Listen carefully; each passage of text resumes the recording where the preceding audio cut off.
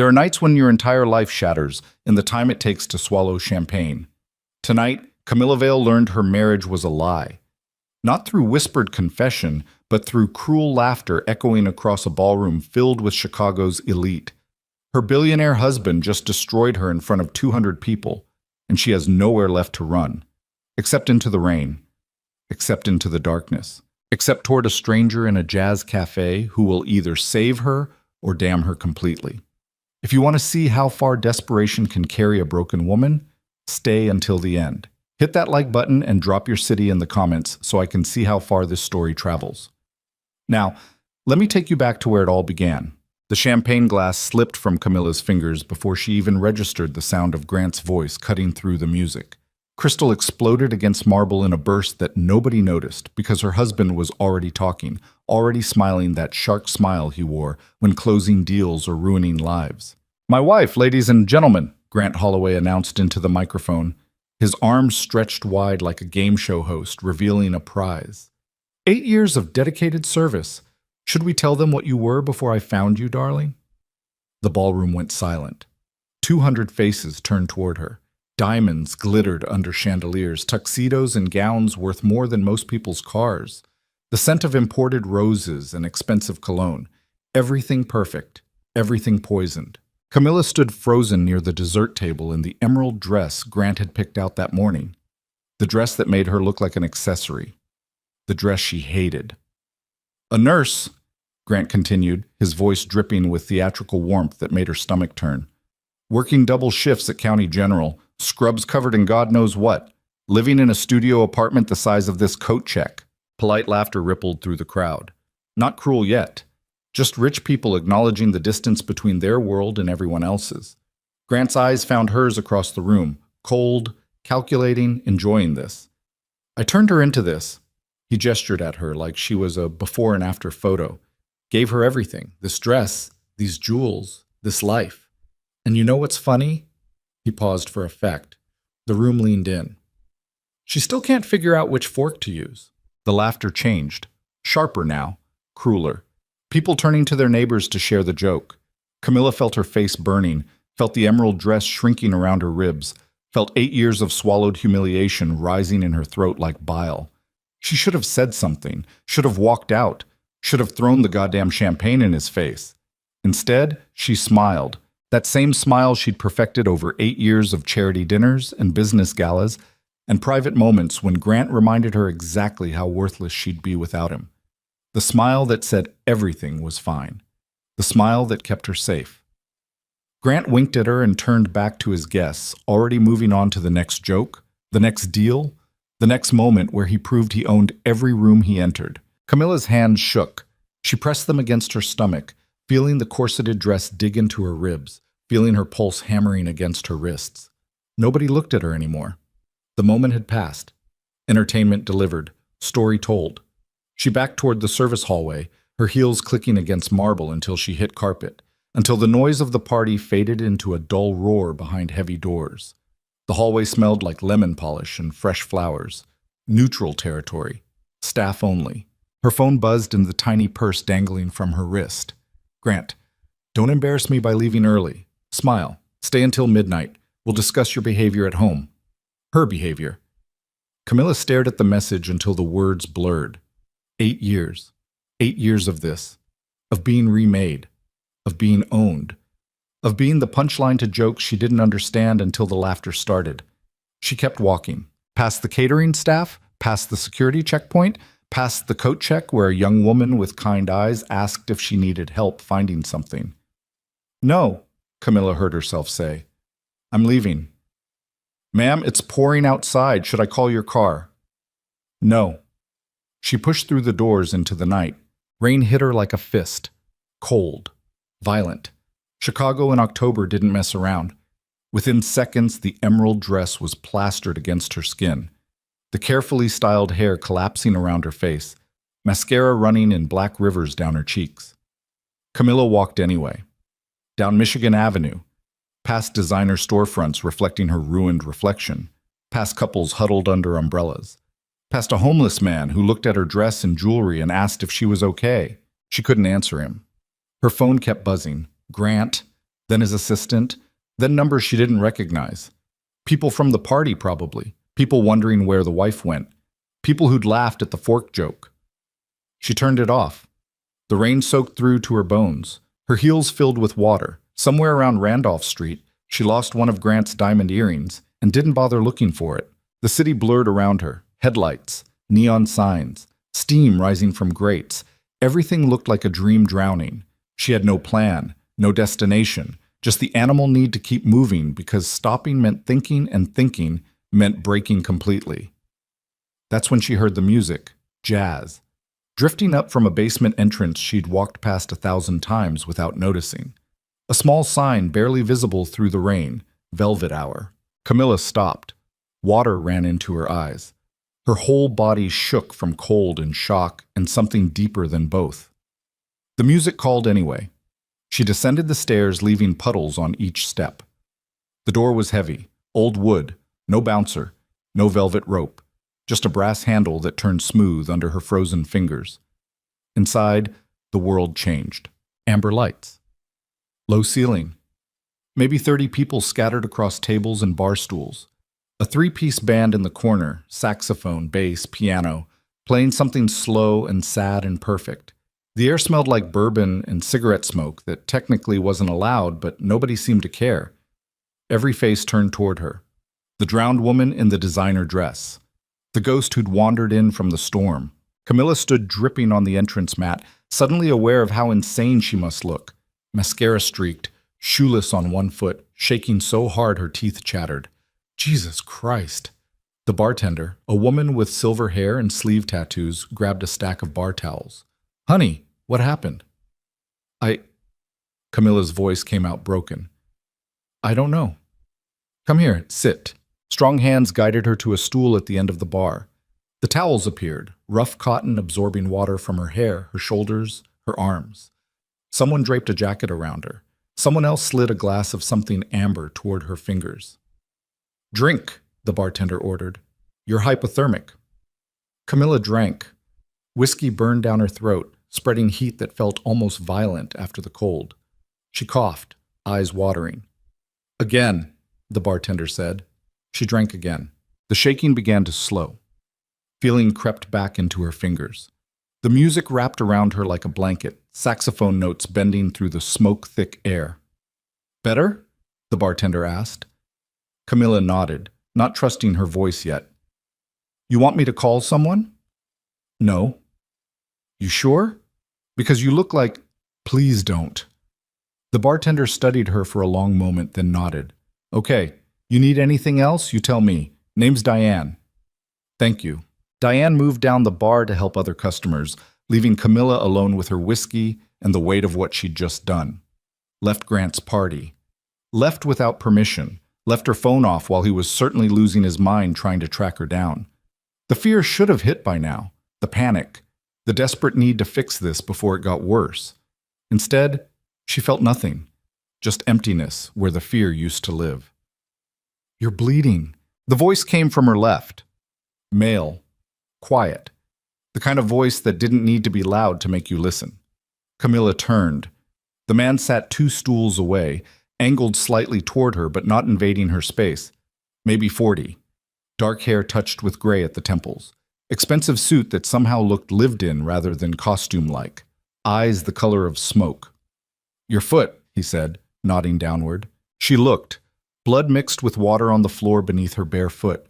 She must have cut it on something during the walk. Hadn't even noticed. Oh. He signaled to Diane, who appeared with a first aid kit like she'd been expecting this. The man took it without asking, kneeling beside Camilla's stool with the ease of someone comfortable in his own body. May I? Camilla nodded, too tired to argue. He lifted her foot gently, examining the cut. His hands were warm, steady. No wedding ring, small scar across the knuckles of his right hand. Glass, he said. Not deep. You'll survive. He cleaned the wound with alcohol that stung enough to make her gasp. His eyes flicked up to hers, checking, then returned to his work. Gauze, tape, efficient movements. You do this often? Camilla asked. Fix wounded strangers in jazz clubs? The corner of his mouth lifted slightly. Only on Thursdays. It's Friday. Then you're lucky. He finished wrapping her foot and stood, returning to his stool but not his drink, just watching her with those smoke-colored eyes that seemed to see things she hadn't meant to show. Thank you, Camilla said. You're welcome. Silence stretched between them, filled by saxophone and the murmur of conversation from other tables. Not uncomfortable, just present. I'm Camilla. Lucienne. He didn't offer a last name. Didn't ask for hers. Didn't ask why she'd stumbled in looking like she'd barely escaped something. Just sat there existing beside her without demanding anything. It was the kindest thing anyone had done for her in years. Bad night? He asked eventually. Camilla laughed, a sound too sharp to be humor. You could say that. Want to talk about it? No? Good. Talking's overrated. He signaled to Diane, who brought 2 more whiskeys. Lucien slid one toward Camilla without looking at her, his attention focused on the band now launching into something darker, something that felt like 3 a.m. and bad decisions. They sat in silence for 3 songs. Camilla felt her breathing slow, felt the whiskey settling warm in her chest, felt the bizarre safety of sitting next to a stranger who asked for nothing and offered exactly what she needed, space to exist without performing. I should go, she said finally, though she had no idea where. Where? I don't know. Then stay. It wasn't a command, just a suggestion. A door left open. Camilla looked at him, really looked. The expensive suit, the scar on his hand, the way Diane had brought him whiskey without asking what he wanted, the way the other patrons gave his section of the bar a respectful distance. This was a man people noticed, a man who carried weight. Who are you? She asked. Lucien smiled, but it didn't quite reach his eyes. Someone who knows what it looks like when a person's running from something worse than rain. The truth hit like a slap. He saw her. Not the dress. Not the jewelry that probably cost more than most people made in a year. Not the carefully constructed shell Grant had built around her. He saw the fractures underneath. I'm nobody, Camilla said quietly. Just someone who made very bad choices for a very long time. Then you'll fit right in here? Lucien raised his glass slightly. To bad choices and second chances. Camilla lifted hers. The crystal clinked soft in the dim light. They drank. The band shifted into something slower. People began drifting toward a small, clear space near the piano, swaying together in the low light. Couples mostly.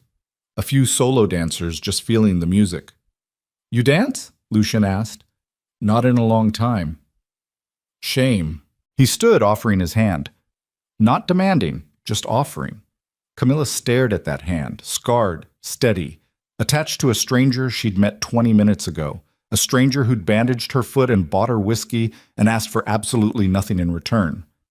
Grant's voice echoed in her memory. We'll discuss your behavior at home. Her behavior, her choices, her life that wasn't really hers at all. Camilla took Lucien's hand. He led her to the small, cleared space and pulled her close. Not too close. Just enough. His hand settled warm against her lower back. Her palm pressed against his shoulder, feeling solid muscle beneath expensive fabric. They moved to the music. No fancy steps, no performance. Just 2 people swaying in the amber dark while saxophone notes bent around them like smoke. You're shaking again, Lucien said quietly near her ear. I know. Still cold? No. He didn't ask what then. Just held her a little tighter, letting her body remember what it felt like to be touched without possession, to be held without ownership. Camilla closed her eyes. Let the music carry her. Let this strange man's steadiness anchor her. Let herself exist in this moment without thinking about the next one, the next consequence, the next price she'd have to pay. Thank you, she whispered. For what? Not asking questions. Lucien's hand moved slightly against her back. Sometimes surviving one bad night depends on a single person deciding you matter. The words cracked something in her chest.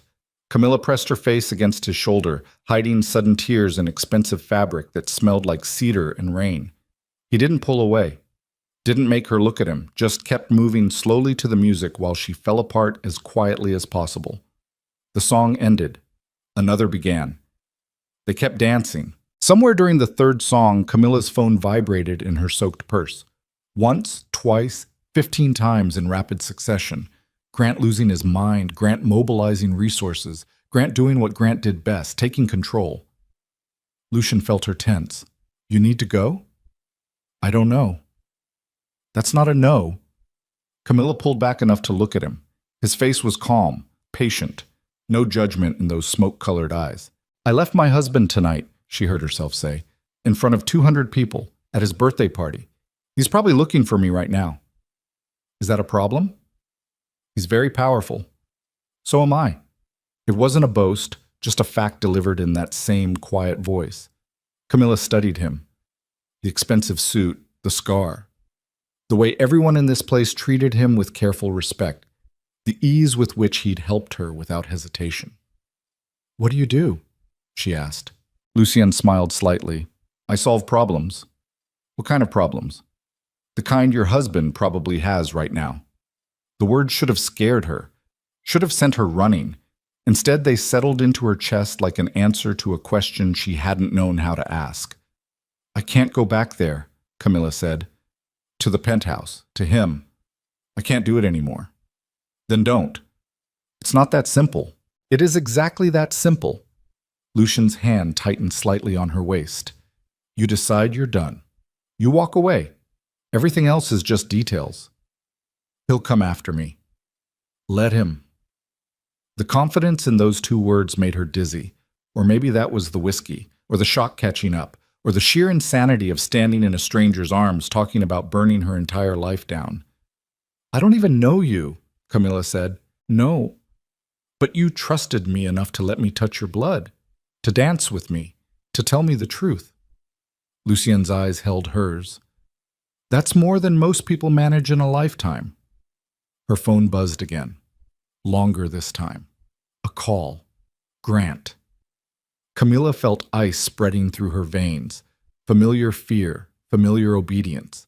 The trained response of 8 years spent learning exactly what happened when she disobeyed. Lucien's thumb moved against her back. Just once. A reminder that she wasn't alone in this moment. You don't have to answer, he said quietly. He'll send people to find me. Let him try. The phone stopped buzzing. Silence rushed back in, filled by jazz and breathing and the pounding of Camilla's heart. She made a choice. Camilla pulled her phone from the soaked purse, Grant's name still glowing on the screen with 7 missed calls. 8, 9. She turned it completely off. Not silent. Off. The screen went dark. Okay, she whispered. Okay. Lucian nodded once, then released her. Come with me. He led her past the bar, past Diane, who nodded knowingly, through a door marked private that opened into a narrow hallway. Old brick walls. Vintage photographs of jazz legends. A staircase leading up. Where are we going? Camilla asked. Somewhere safe. Somewhere he can't find you tonight. Lucian paused, turning to face her. Unless you'd rather I call you a cab to anywhere else. I have nowhere else. Then you stay with me until you do. It was insane. Following a stranger. A man she'd met an hour ago. A man who just casually suggested he could protect her from Grant Holloway's considerable reach. But standing in that hallway, wearing a ruined dress and one bandaged foot, having just turned off her phone for the first time in 8 years. Insanity felt like the sanest option she had left. Okay, Camilla said. Lucien smiled, a real one this time, reaching his eyes. Good, let's go. They climbed the stairs into another world. The room above Velvet Hour was nothing like the jazz club below. Modern, minimalist, floor-to-ceiling windows overlooking the rain-soaked city, leather furniture, a kitchen that looked barely used, everything expensive but understated. You live here? Camilla asked. Sometimes. Lucien moved to a closet, pulling out clothes. Showers through there. These will be too big, but they're clean and dry. He handed her sweatpants and a t-shirt that probably cost more than her ruined dress. Camilla took them, her fingers brushing his. Why are you helping me? Lucien met her eyes. Because tonight, you needed someone too. Tomorrow, we'll figure out the rest. He turned away, giving her privacy to process, to breathe, to exist without scrutiny. Camilla walked to the bathroom on shaking legs, closed the door, stared at herself in the mirror. The woman looking back was unrecognizable. Mascara streaked, hair plastered, dress clinging, diamond necklace worth $50,000 sitting against skin marked by Grant's casual cruelty. She stripped it all off. The dress, the jewelry, the last 8 years. The shower ran hot enough to hurt. Camilla stood under the spray until she couldn't tell tears from water, until her skin turned pink, until she felt almost human again.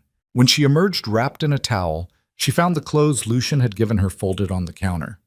And next to them, a small first aid kit and a handwritten note. Take your time. I'll be outside when you're ready. You're safe here. Camilla, dressed in his clothes that smelled like cedar and safety, wrapped the towel around her wet hair, walked back out into the living room. Lucien stood by the windows, silhouetted against the city lights, phone pressed to his ear. I don't care what it costs, he said quietly. Find out everything about Grant Holloway, property, accounts, business dealings, legal vulnerabilities, everything. By morning. He ended the call and turned, seeing her watching. Making arrangements, he said simply. For what? For making sure you stay disappeared as long as you need to. Camilla's throat tightened. You don't have to do this. I know. Then why? Lucien crossed the room slowly, stopping just close enough. Because I've spent my entire life watching powerful men destroy people who couldn't fight back. And tonight, I'm choosing not to watch anymore. The weight of those words settled between them. Who are you really? Camilla asked again. Someone who can help. If you'll let me. Outside, the city glittered through rain. Somewhere out there, Grant was mobilizing his empire, calling lawyers, calling police, calling everyone who owed him favors. But here, in this room above a hidden jazz club, Camilla felt something she hadn't felt in 8 years. Hope. And it terrified her more than anything Grant had ever done. I should warn you, she said quietly. He's not going to stop looking for me. Lucian's eyes held hers, smoke and steel and absolute certainty. Good, he said. I'm counting on it. Camilla woke to unfamiliar silence. No traffic noise. No city hum bleeding through triple-paned penthouse windows. Just quiet so complete it pressed against her eardrums like water. She opened her eyes to dawn light filtering through floor-to-ceiling glass, illuminating a room she didn't recognize. Gray walls. Minimalist furniture. A door cracked open showing marble tile. Then it all came back. The party. The rain. Lucien. She sat up fast, heart hammering, the borrowed t-shirt twisted around her ribs. Her mouth tasted like whiskey and bad decisions. The bedroom door stood open. Beyond it, she heard nothing, no movement, no breathing, just that terrible quiet. Camilla swung her legs over the side of the bed, feeling carpet soft beneath her bandaged foot. The gauze Lucien had wrapped last night was still clean, still tight. Professional work. She found him in the kitchen, standing at the counter with his back to her, wearing different clothes now, dark jeans, black sweater, a phone pressed to his ear. Speaking in Italian, low and rapid, the words flowing like water over stone. He turned as she approached, eyes finding hers. Held up one finger. Wait. Sì. Capisco. No, voglio tutto entro mezzogiorno. Yes, I understand. No, I want everything by noon. He ended the call, setting the phone down with deliberate care. Coffee? Please. He poured from a French press into a mug that probably cost more than her first car. Handed it to her black. Somehow knew she didn't take cream or sugar. Camilla wrapped both hands around the warmth, needing something to hold on to. What time is it? 6:30? You've been awake long? I don't sleep much. Lucien leaned against the counter, studying her, not leering, just observing. How's the foot? Fine. Better. She sipped coffee that tasted like it cost exactly as much as the mug. Thank you for last night, for all of it. You already thanked me. I know. I'm saying it again. Silence stretched between them, not comfortable anymore. Morning light made everything sharper, more real. Last night had been rain and whiskey and desperation. This was daylight and consequences, and the slow realization that she'd spent the night in a stranger's apartment. A stranger who was currently making calls in Italian about her husband. What were you talking about? Camilla asked. On the phone. Research. On Grant. Yes. And? Lucien's expression didn't change. He filed a missing persons report at 4 this morning. Claims you're mentally unstable, potentially suicidal. Every hospital and police station in Chicago has your photo. The coffee turned to acid in her stomach. That fast. He's efficient, I'll give him that. What else? He's got people checking hotels, traffic cameras. Your credit cards are being monitored. Your friends are being called. Lucien paused. He's very concerned about your well-being. The way he said it, flat, almost amused, made something twist in Camilla's chest. You think this is funny? No, I think it's predictable. Lucien set his own mug down. Powerful men don't lose things gracefully, especially things they've spent years convincing themselves they own. I'm not a thing. I know. He doesn't. The truth of it hit like a fist. 8 years of being cataloged alongside the penthouse and the cars and the art collection, Grant's wife, Grant's project, Grant's possession that had just walked away. I need to leave, Camilla said suddenly. I'm putting you in danger just being here. You're not going anywhere. You don't understand what he's capable of. Neither do you. Lucien's voice stayed calm, but something shifted in his eyes. Something cold. Sit down, Camilla. It wasn't a request. She sat at the kitchen island, coffee sloshing slightly. Her hands shook. Lucien moved to the windows, looking out at the city waking up below. Grant Holloway owns 3 real estate development companies, sits on 4 corporate boards, has connections to half the aldermen in Chicago and at least 2 judges. He turned. Am I missing anything? How do you... I told you, I solve problems. Can't solve them without understanding them first. He crossed back to her, leaning against the counter close enough that she could smell cedar. Your husband is powerful, connected, used to getting his way, but he's not invincible. You don't know him. I know men like him. I've buried men like him. Lucien's voice dropped. The question isn't whether Grant can hurt you. He can. The question is whether you're going to let him. Camilla stared at him. At this man who'd appeared out of nowhere 12 hours ago and was now calmly discussing burying people. The words should have terrified her, should have sent her running. Instead, they settled into her bones like an answer she'd been waiting for. Who are you really? She asked for the 3rd time. Lucien smiled slightly. You keep asking that. You keep not answering. Fair. He studied her for a long moment. I'm someone who built an empire in places polite society pretends don't exist. I solve problems that lawyers can't touch and police won't acknowledge. People come to me when they've exhausted every legal option and still need help. You're a criminal, by some definitions, by legal definitions. Those too. No shame in his voice, just fact. Does that scare you? It should have. God, it should have. No, Camilla heard herself say. That scares me less than going back to Grant. Something flickered across Lucien's face. Approval, maybe, or recognition. Good, he said, because going back isn't an option anymore.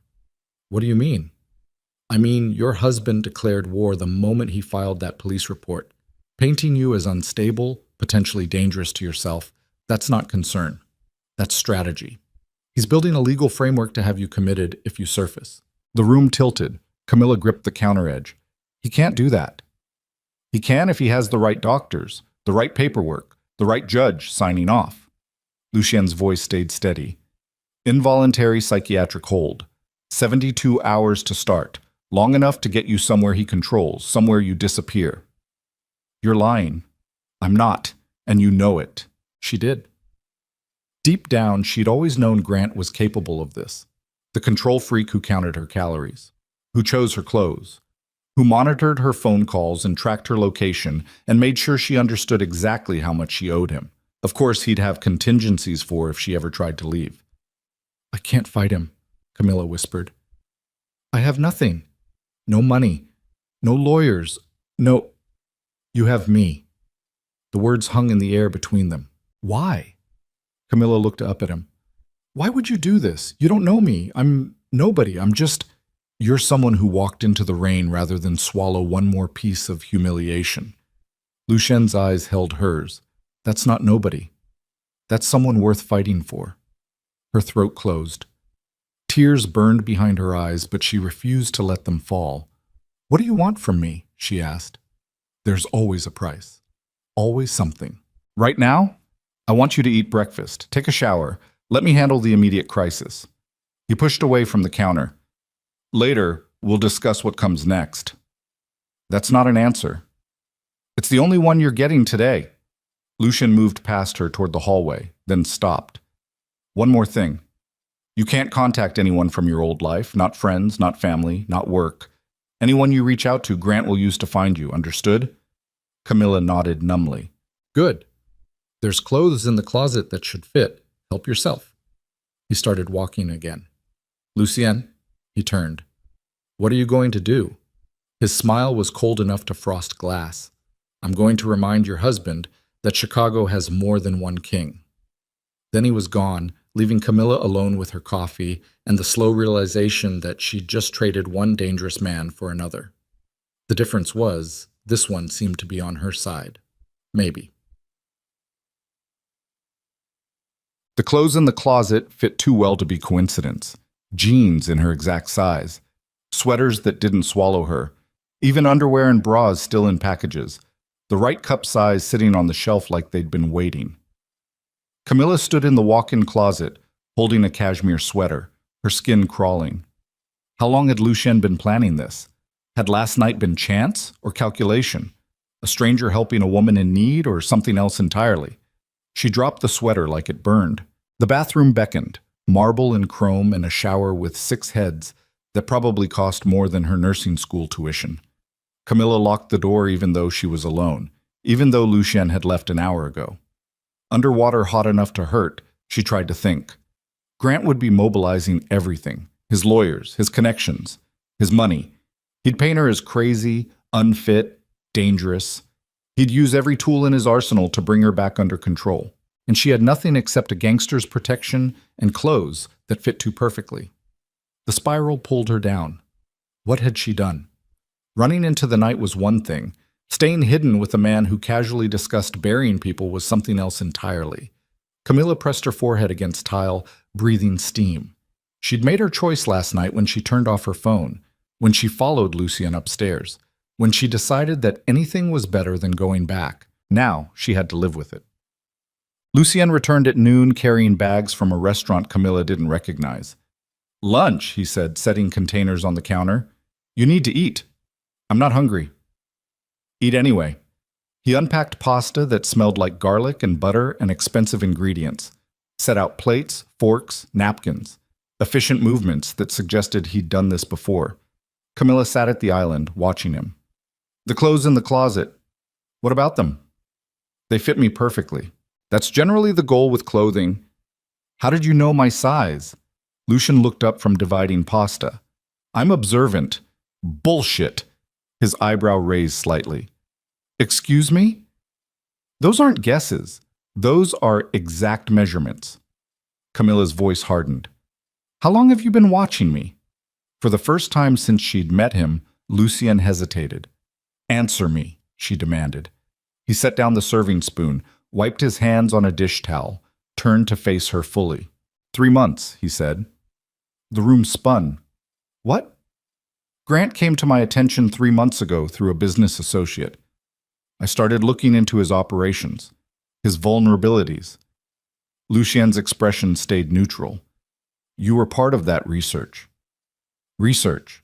The word tasted like poison. "You researched me."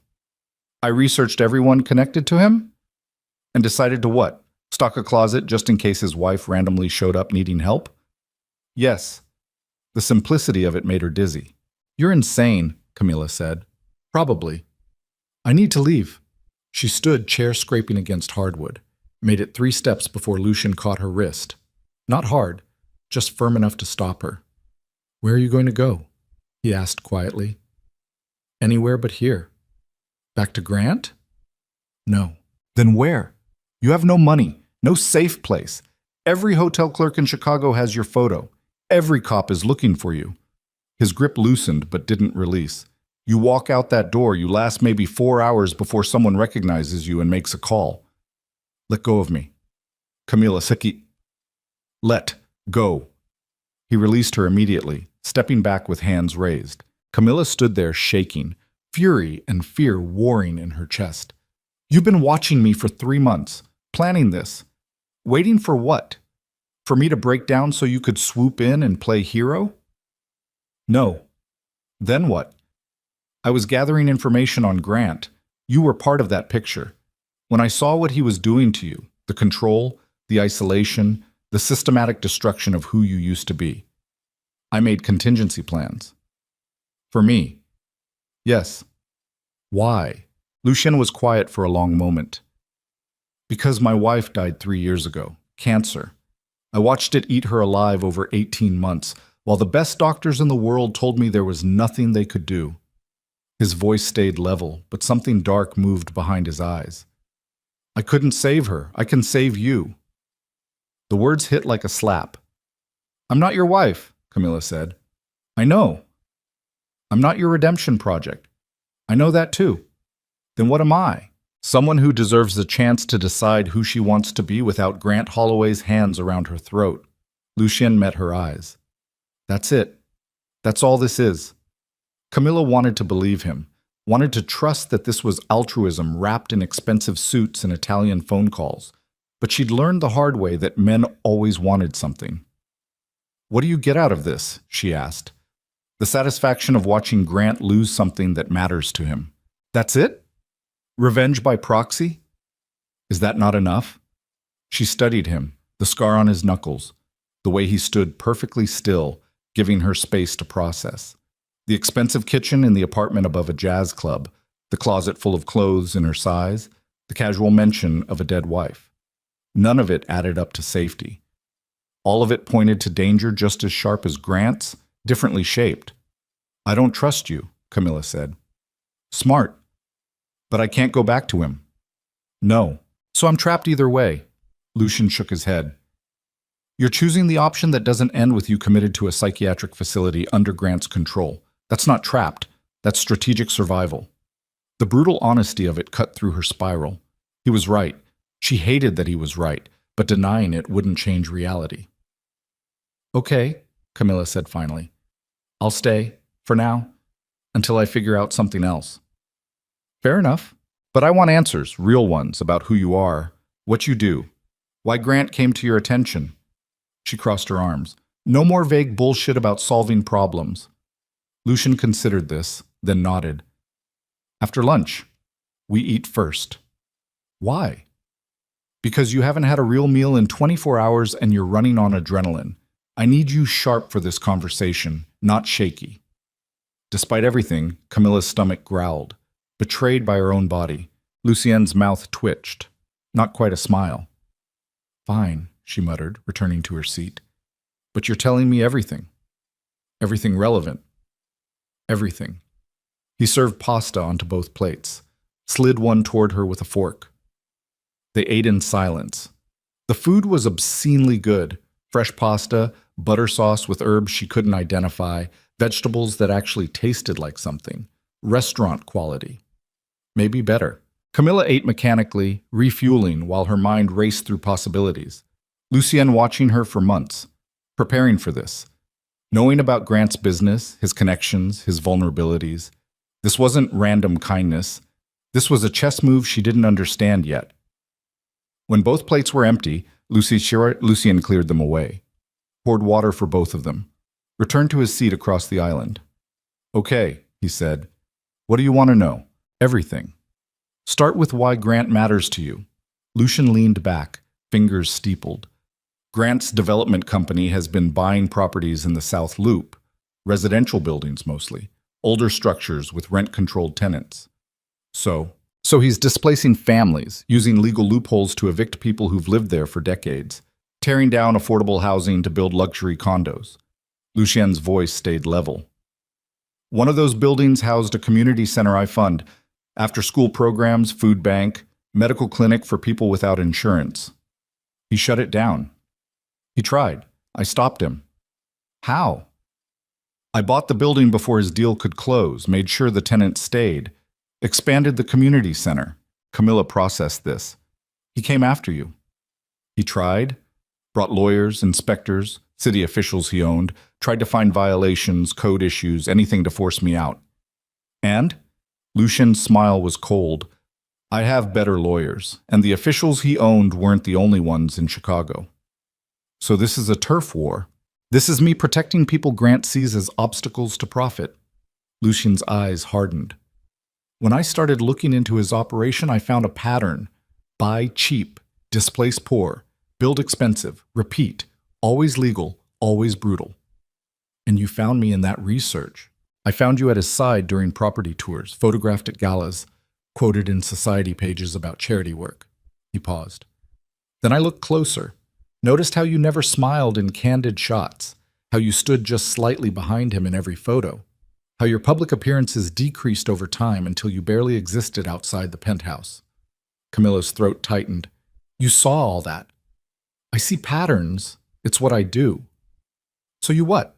Decided to save me? Just in case? I decided that if Grant's wife ever ran, she'd need help he couldn't reach. So I prepared. Lucien shrugged. Last night you ran. Here we are.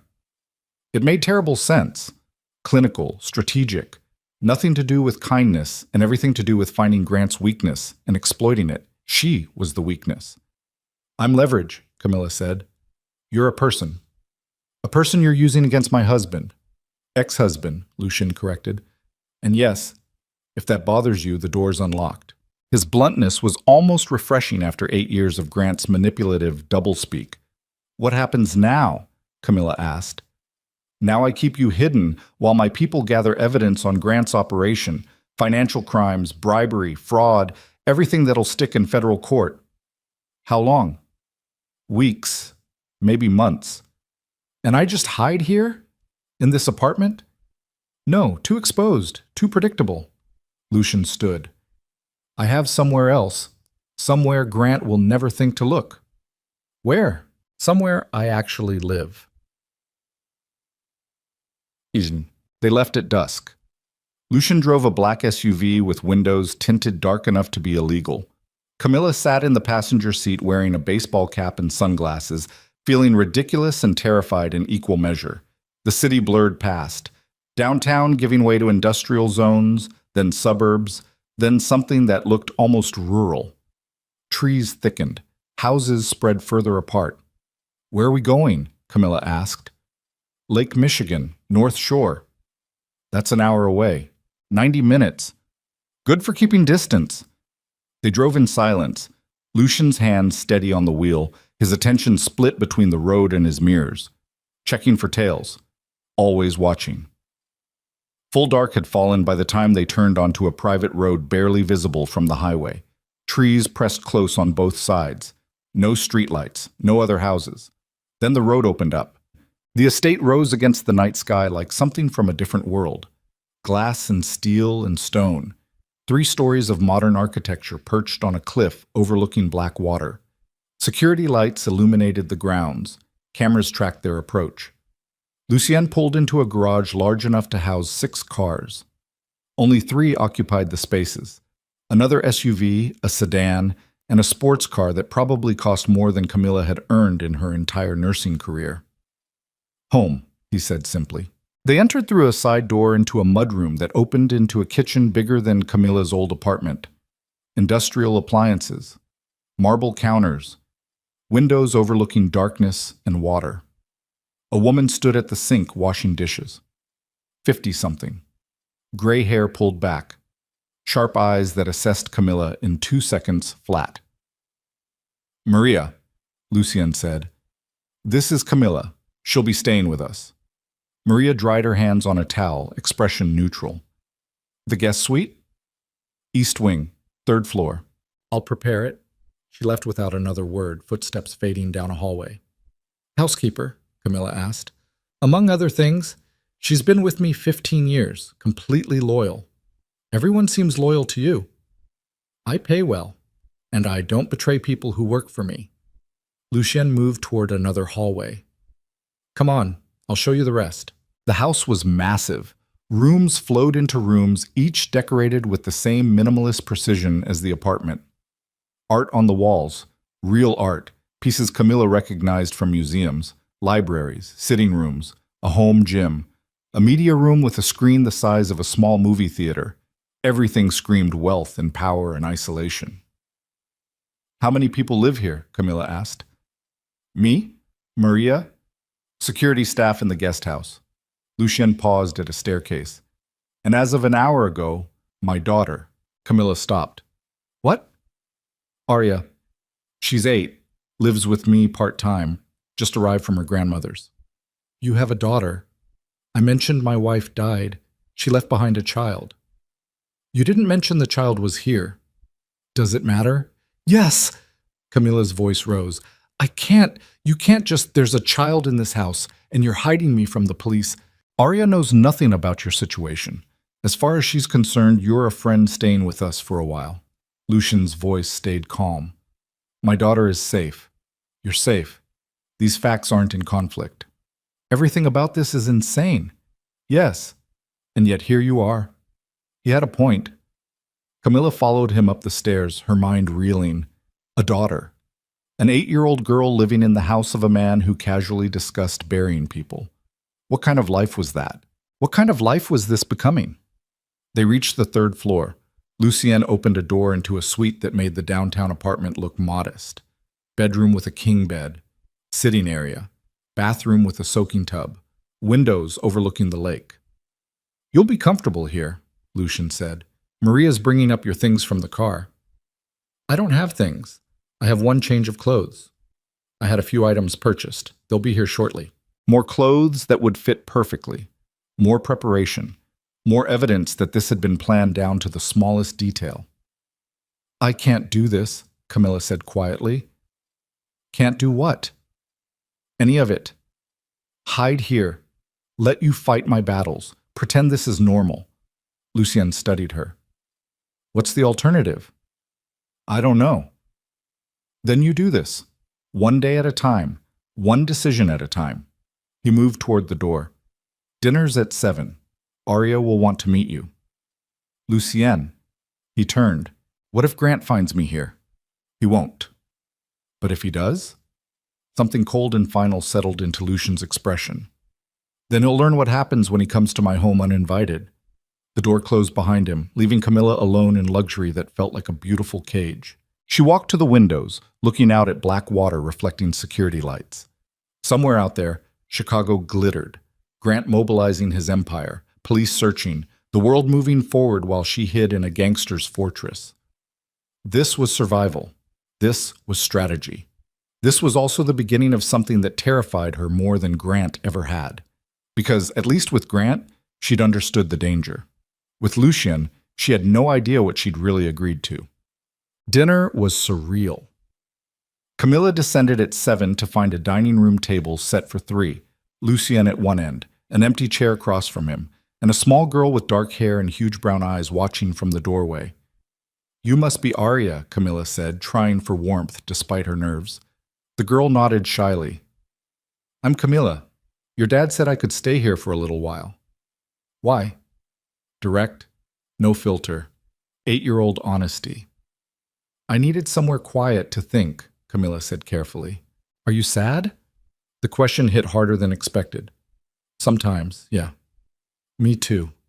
Arya moved to her seat. My mom died. That's why I'm sad. Camilla's chest tightened. She looked at Lucien, who watched them both with an expression she couldn't read. I'm sorry, Camilla said to Arya. That must be really hard. It is. But Papa says she's watching over me. The girl picked up her fork. Do you believe in that stuff? I don't know. Maybe. Papa doesn't. But he says it anyway to make me feel better. Lucien's jaw tightened slightly. Arya. What? You do. The girl looked at Camilla. He's not good at lying. His face does this thing. Despite everything, Camilla almost smiled. What thing? His eyebrow twitches, see? Arya pointed. Lucien's eyebrow did not twitch, but his mouth curved slightly. Eat your dinner. Maria served pasta again, apparently Lucien's signature meal. They ate while Arya chattered about school, about friends, about a project on the solar system she was building with popsicle sticks and paint. Normal, painfully normal. A little girl and her father and a stranger at the table. like a family, like nothing was wrong. But Camilla felt the weight of it. The guns she'd noticed in holsters on the security guards, the cameras tracking every corner, the fact that this sweet child lived in a fortress because her father was dangerous enough to need one. After dinner, Arya insisted on showing Camilla her room, decorated in purple and white, books stacked everywhere, popsicle stick planets scattered across her desk. "I like you," Arya announced suddenly. "You don't talk to me like I'm stupid. You're clearly not stupid. Papa's last girlfriend was stupid. She called me sweetie in that voice adults use." Arya rolled her eyes with perfect 8-year-old disdain. "What happened to her?" "Papa made her leave, said she didn't fit." Arya flopped onto her bed. "Do you fit?" The question lodged in Camilla's throat. "I don't know yet." "You should try. It's nice having someone here who's not a guard or Maria." The girl's eyes were too old for her face, too knowing. "It gets lonely." Camilla sat on the edge of the bed. "I bet it does." "Papa tries, but he's always working, always on the phone." Arya picked at her comforter. "Do you have kids?" "No." "Do you want them?" "I don't know. I never really thought about it." "Why not?" "Because Grant never wanted children. Because children meant less control. Because the thought of bringing a life into that penthouse prison made her want to vomit." "It's complicated," Camilla said. "Adults always say that when they don't want to explain." "Fair point." A knock at the door. Lucien appeared, leaning against the frame. "Bedtime, Arya." "It's only 8:30. School tomorrow. You know the rules." Arya groaned dramatically but started getting ready, shooing them both out while she changed into pajamas. Lucien walked Camilla toward the stairs. "She likes you." "She's lonely." "Yes." "This isn't healthy, raising a child in a fortress. Neither is raising her in the city where my enemies know her face." Lucien's voice hardened. "I do the best I can with what I have." "Which is billions of dollars and armed guards." "Which is love and impossible choices." He stopped at the top of the stairs. "You think I want her growing up like this?" "Then change." "And do what? Abandon everything I've built? Let the people who depend on me fend for themselves?" Lucien's eyes flashed. "The world isn't that simple, Camilla. Neither is raising a child in a crime empire. You've been here 6 hours. Don't presume to lecture me on my daughter." The words were sharp enough to draw blood. Camilla stepped back. "You're right. I'm sorry. It's none of my business." Lucien's expression softened slightly. "She needs normal. Needs people who aren't guards or staff. If you can give her a few moments of that while you're here, I'd appreciate it." "I'll try." He nodded, then headed back to Arya's room for good-night routines. Camilla retreated to her suite, closing the door on the impossible situation she'd fallen into. A gangster. His daughter. A missing persons report. And her, caught in the middle of something she didn't understand and couldn't escape. She stood at the windows again, looking out at nothing. Somewhere in the darkness, her phone buzzed to life on the nightstand. Lucien must have turned it on. 17 missed calls from Grant. 42 text messages, the most recent. "I know you're scared. Come home. We'll fix this together. I love you." Camilla's hands shook. She'd seen this playbook before. Anger, then concern, then love bombing, cycling through every tool in his arsenal to bring her back. But underneath the pretty words was the truth. If she went back, she'd never leave again. She turned the phone off, threw it in a drawer, made her choice for the second time in 24 hours. Whatever happened next, she was done being Grant Holloway's possession, even if it meant becoming Lucien Moretti's weapon instead. But 3 days passed in strange suspension. Camilla existed in the estate like a ghost. Mornings with coffee watching the lake. Afternoons reading in the library while Lucien worked behind closed doors.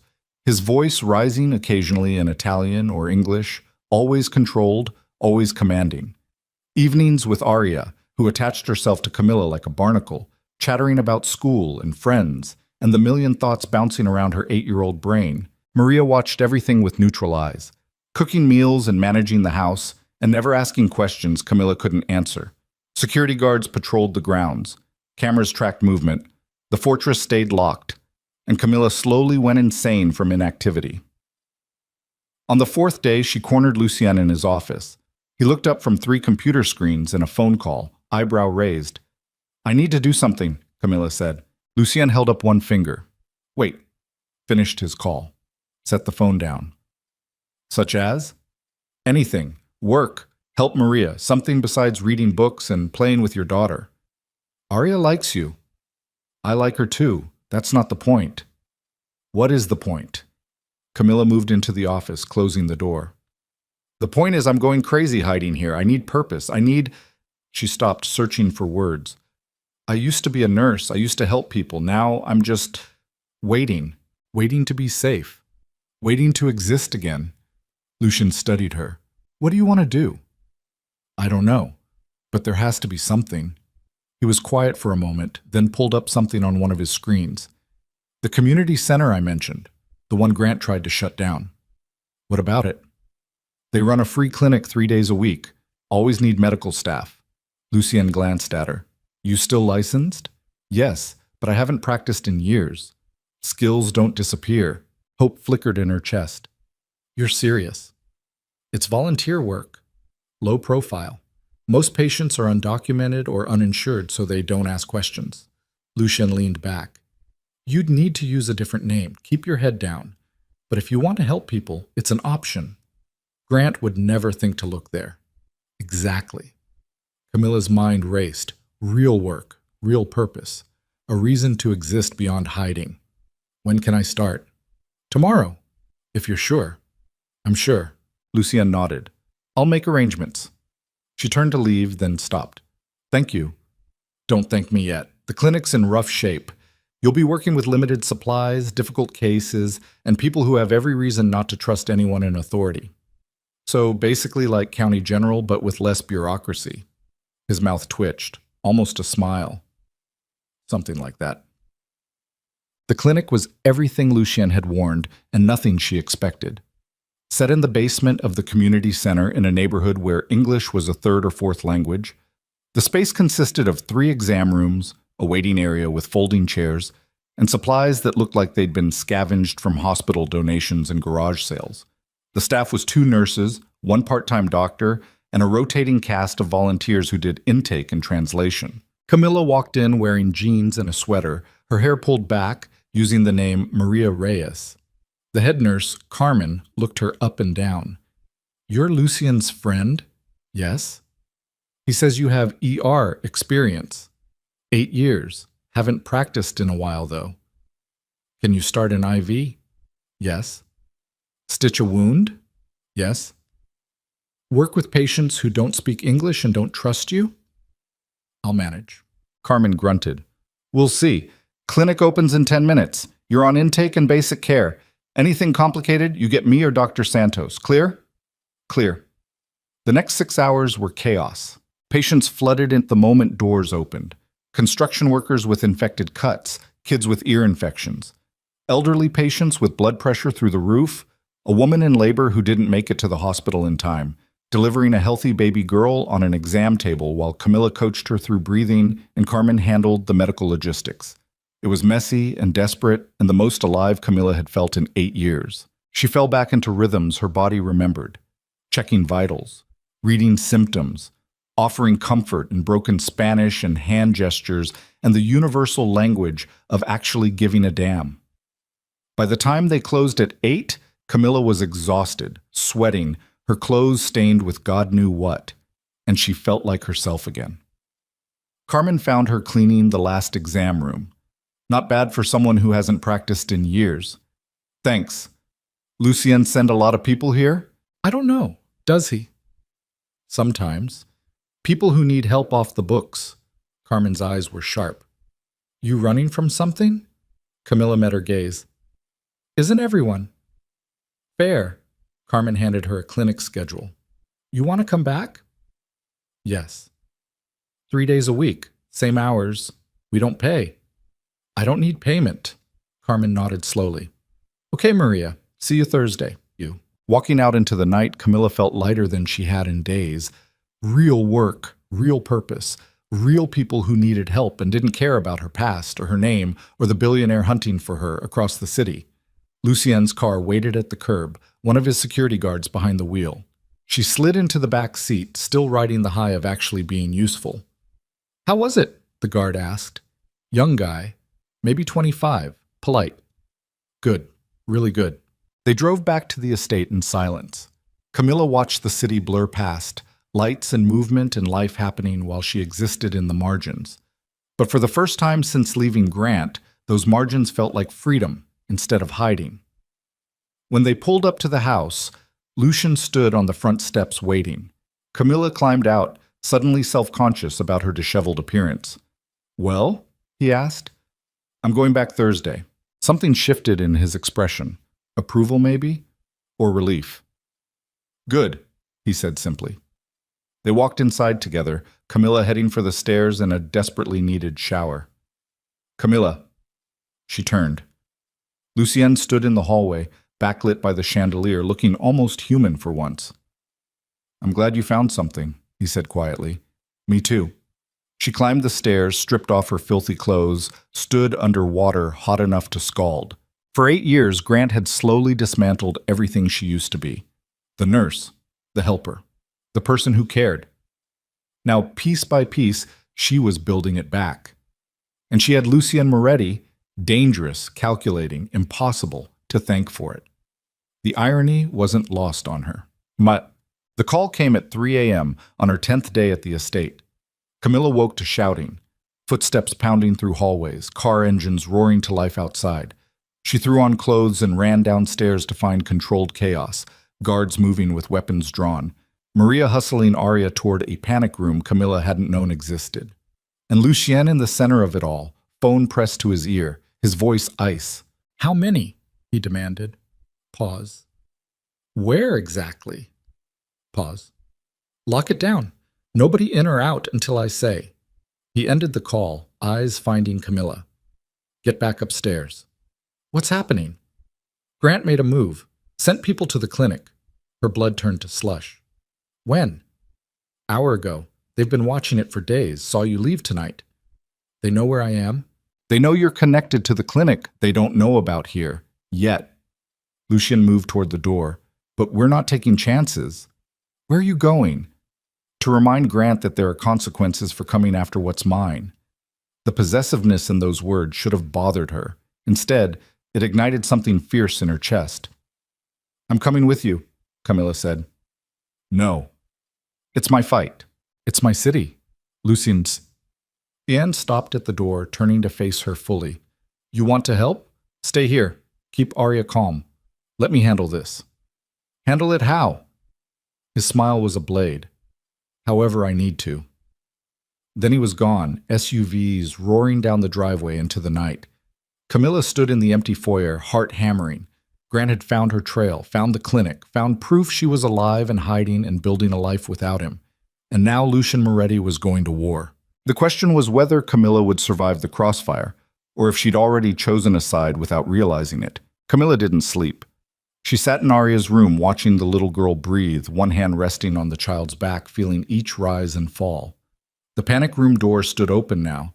Maria had declared the immediate threat past, but Camilla couldn't shake the feeling that everything was about to detonate. 4 a.m. became 5. 5 became 6. Dawn bled across Lake Michigan in shades of bruised purple and angry red. Still no word from Lucien. Maria appeared in the doorway with coffee. "You should rest." "Can't." "He'll be fine. He always is." "You don't know that." Maria's expression softened slightly. "I've worked for Lucien Moretti for 15 years. I've seen him walk into worse situations than this and come back without a scratch." She set the coffee on the nightstand. "Have faith. Faith in a man who solved problems by burying people. Faith in a gangster who'd been watching her for months before orchestrating her rescue. Faith in someone she'd known for less than 2 weeks. Camilla's laugh came out hollow. "I don't even know what I have faith in anymore." "Then have faith that he protects what's his." There was that word again. His. As if Camilla had become another possession in Lucien's carefully curated collection. Different from Grant's ownership, maybe, wrapped in kindness and protection instead of cruelty and control. But possession nonetheless. The sound of car engines cut through the morning quiet. Camilla was on her feet instantly, racing downstairs with Maria close behind. The front door opened. Lucien walked in looking exactly the same as when he'd left. Suit pristine, expression controlled, not a hair out of place. Behind him, two of his guards carried someone between them. Someone bleeding. Someone wearing a suit that costs more than most people's rent. Camilla's world tilted. "Grant," she breathed. Lucien's eyes found hers, cold, empty. "Get Arya out of the house." Maria moved immediately, heading back upstairs. Camilla stood frozen as the guards dragged Grant past her toward what looked like a wine cellar entrance. Her husband, ex-husband, barely conscious, one eye swollen shut, blood streaming from his nose, and a cut above his eyebrow. He saw her. Recognition flared through the pain. "Camilla," Grant croaked, "help me." Every instinct screamed to move, to help. 8 years of nursing training, of saving lives, of being the person who stepped in when others stepped back. But her feet stayed rooted to the marble floor. "Keep moving," Lucien ordered his guards. They dragged Grant down the stairs into darkness. The cellar door slammed shut. Silence crashed over the foyer. Camilla's hands shook. Her pulse hammered against her skull. "What did you do?" "What needed to be done." Lucien moved toward his office. "That's not an answer. It's the only one you're getting right now." She followed him, fury rising to replace shock. "You kidnapped him. You brought him to your house, to the house where your daughter sleeps. Arya's being taken to her grandmother's as we speak. She's safe." "That's not the point." Lucien spun to face her. "Then what is the point, Camilla? You want me to apologize for protecting you, for stopping the men he sent to the clinic from finding you? I want you to tell me what the hell is happening." Grant hired mercenaries to watch the community center. When they confirmed you were volunteering there, he mobilized a team to extract you. Lucien's voice stayed level, but something dangerous moved behind his eyes. "They were going to take you tonight, drug you, transport you to a private facility he has connections with. 72-hour hold, just like I warned, except it wouldn't have been 72 hours. It would have been however long it took to break you completely." The words hit like fists. Camilla's vision swam. "I intercepted them," Lucien continued, "convinced them to share who hired them and how much he paid. Then I went to Grant's penthouse and had a conversation about boundaries." "A conversation?" Camilla looked at the cellar door. "He's bleeding. He's breathing. That's more mercy than he deserves. You can't just kidnap people." "I can do whatever I want in my city," Lucien's voice dropped. "And right now, what I want is Grant Holloway understanding that you are under my protection, that coming after you means going through me, that he picked a fight with the wrong man." The possessiveness again. The casual certainty that he could take someone, hurt someone, keep someone locked in his basement because they'd threatened his interests. Camilla backed away. "You're insane." "I'm effective. You're a criminal. We established that already." Lucien moved closer. "What did you think would happen, Camilla? You thought I'd file a restraining order, call the police who are on Grant's payroll, play by rules he wrote? I thought you'd help me disappear, start over, not start a war. Grant started the war when he sent men to take you against your will. I'm finishing it. By becoming exactly like him?" The words hung between them, sharp enough to cut. Lucien's expression went cold. "I am nothing like Grant Holloway." "Really? Because right now you both seem pretty comfortable deciding what happens to me without asking. I'm keeping you alive. By making me complicit in kidnapping." "You want to leave?" Lucien gestured toward the door. "Go. Walk out. See how long you last before Grant's people find you, or the police, or the media he's mobilized to paint you as a mentally unstable woman who abandoned her devoted husband." Camilla's chest tightened. She wanted to scream, wanted to run, wanted to rewind 2 weeks and make different choices. But there was nowhere to run anymore. "What are you going to do with him?" she asked quietly. "Get information. Find out what else he's planning. Who else he's paid." Lucien's voice gentled slightly. "Then I'll decide." "Decide what?" "How much mercy he's earned." The casual way he said it made her stomach turn. "I need air," Camilla said.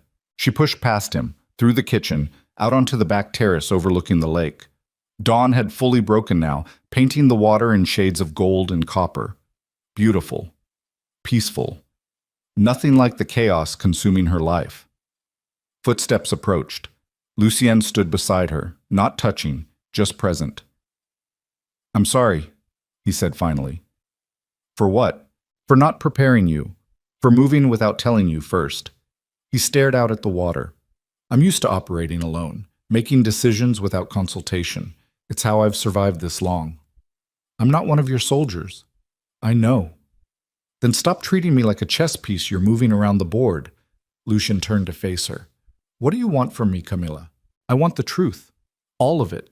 No more strategic omissions or careful revelations." She met his eyes. "Why are you really doing this?" "I told you." "Bullshit. You didn't prepare a closet full of clothes and orchestrate my rescue just to settle a business dispute." Camilla's voice rose. "What do you actually want?" For the first time since she'd met him, Lucien hesitated. "I want Grant Holloway destroyed," he said finally. "Completely. Permanently. I want his empire dismantled, his reputation ruined, his power stripped away until he's nothing." "Why?" "Because men like him operate with impunity. They hurt people and face no consequences. They use their wealth and connections to escape justice, while the people they destroy suffer in silence." Lucien's hands clenched. "I'm tired of watching it happen." "So this is about justice? This is about making sure one less monster sleeps safely in his tower while the bodies pile up beneath it." The intensity in his voice made her shiver. "And me?" Camilla asked. "Where do I fit in this crusade?" "You're the proof. The evidence that Grant isn't the saint he pretends to be." Lucien's eyes held hers. "Every bruise he left on your soul, every piece of yourself he forced you to destroy, every moment of the last 8 years you spent being his perfect accessory. That's the truth I'm going to show the world." Understanding crashed over her like a wave. "You're going to use me against him. I'm going to give you a platform to tell your story, if you want it. And if I don't, then you hide here for the rest of your life while Grant continues operating exactly like he always has. Your choice." It wasn't really a choice. It was an ultimatum wrapped in the illusion of agency. Stay silent and remain a victim, or speak and become a weapon. Camilla turned back to the lake, watching sunlight dance across the surface. "I need to think," she said. "Take your time." Lucien started back toward the house, then paused. "For what it's worth, I am sorry. About all of it.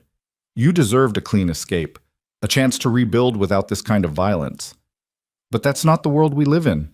No, it's not." He left her alone with the sunrise and impossible choices. So, 3 hours later, Camilla descended into the wine cellar. The stairs were old stone, worn smooth by decades of footsteps.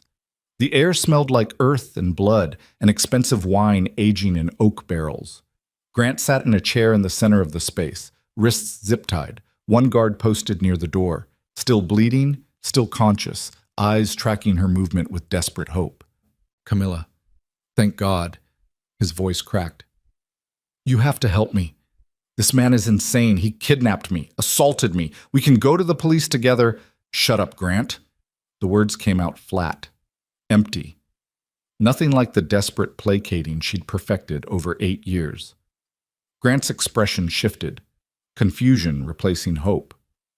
Camilla pulled up a chair, sitting just out of his reach. "How many men did you send to the clinic?" "What?" "The mercenaries, the extraction team. How many?" "I don't know what you're—" "Don't lie to me. Not now. Not here." She leaned forward. "How many men were you going to use to drug me and drag me to whatever facility you had prepared?" Grant's jaw tightened. 6. Professional contractors. "I was trying to help you." "Help me?" "You're clearly not well, Camilla. Running away, hiding with criminals. You need treatment, stability." The gaslighting was so familiar it almost felt comforting. Almost. "What was the plan after you had me committed?" she asked. "To get you the help you need." "The truth, Grant." His eyes hardened. There. The real Grant underneath the concerned husband act. "Indefinite hold. Power of attorney transferred to me for medical decisions. Treatment that would help you understand your place." "My place. You're my wife. You belong with me. I built you from nothing, gave you everything." Grant leaned forward as far as his restraints allowed. You think this criminal gives a damn about you? He's using you to get to me. The moment you're not useful anymore, you'll disappear. Maybe, but at least he's honest about it. He's a monster. So are you. The difference is he doesn't pretend otherwise. Grant's expression twisted. I loved you. I gave you the world. You gave me a cage. You gave me 8 years of systematic destruction disguised as devotion. Camilla's voice stayed steady. You made me forget who I was, made me believe I was nothing without you, made me so afraid of losing your approval that I lost myself instead. That's not... Yes, it is, and you know it. She stood. I came down here because I needed to see you like this, powerless, bleeding, unable to hurt me anymore. Camilla, please. I'm done, Grant. With you. With your control. With the 8 years I wasted trying to be someone worthy of your love.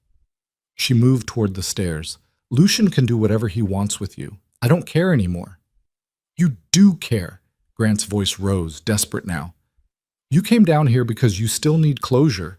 You still need me to validate your decision to leave. That's who you are, Camilla. You're weak. You've always been weak. You'll come crawling back because you can't survive without... She didn't turn around. Didn't give him the satisfaction. Just climbed the stairs and closed the door on his shouting. The guard posted outside nodded to her. Ma'am? How long will he be down there? As long as Mr. Moretti wants. Camilla nodded and kept walking. She found Lucien in his office, 3 computer screens glowing with financial data and encrypted messages. I want to testify, she said from the doorway. He looked up. Against Grant? Yes. Whatever you're building, whatever case you're putting together, I want to be part of it. It'll destroy you publicly. Every detail of your marriage will become news. Every humiliation will be dissected by strangers. I know. Grant's lawyers will paint you as unstable, gold-digging, vindictive. Let them. Lucian studied her. What changed? I saw him powerless. Saw what he becomes when he can't control the narrative. Camilla moved into the office. You were right. If I hide, he wins. If I speak, maybe someone else in my position hears the truth and gets out sooner than I did. Something shifted in Lucian's expression. Respect, maybe, or recognition. Okay, he said. I'll make arrangements. When? Soon. I'm still gathering evidence. Financial crimes, bribery, everything that'll stick in federal court. He turned back to his screens. Your testimony will be the foundation. Everything else builds from there. Camilla nodded. What about him? Downstairs? He stays until I'm ready to deliver him to the authorities, with enough evidence that no judge he owns can make it disappear. How long? A week. Maybe less. And if he has people looking for him, let them look. Lucien's smile was cold. No one finds anything in my city unless I want them to. The certainty in his voice should have been reassuring. Instead, it reminded her just how dangerous the man protecting her really was. The call came at midnight on the 6th day. Camilla woke to shouting again. Different this time. Panicked instead of controlled. She ran downstairs to chaos. Guards rushing through hallways, Maria on the phone speaking rapid Spanish, and Lucien standing in the foyer, phone pressed to his ear, his expression darker than she'd ever seen it. How many? He demanded. Pause. Armed? Pause. Lock down the community center. Get everyone out. Now. He ended the call, eyes finding Camilla. We have a problem. What kind? Grant's people hit the clinic, burned it to the ground. Her blood turned to ice. When? 20 minutes ago. Everyone got out safely, but the building's gone. Carmen? Dr. Santos? Safe. Scared, but safe. Lucian's jaw tightened. They left a message spray-painted on the side wall before they torched it. What message? Give her back. The words hung in the air like poison. He escaped, Camilla said. No, he's still downstairs. Lucien moved toward his office. But someone knows we have him. Someone coordinated this as retaliation. Who? I'm about to find out. Camilla followed him down the stairs to the wine cellar. Grant looked worse than before. Days of minimal food and sleep had hollowed his face. The swelling around his eye had turned purple and yellow. but his eyes still burned with that familiar intensity. "Let me guess," Grant said as they entered. "Someone hit one of your properties, and now you're wondering how they knew where to strike." "Talk," Lucien ordered. "I'll make you a deal. Let me go, and the attacks stop."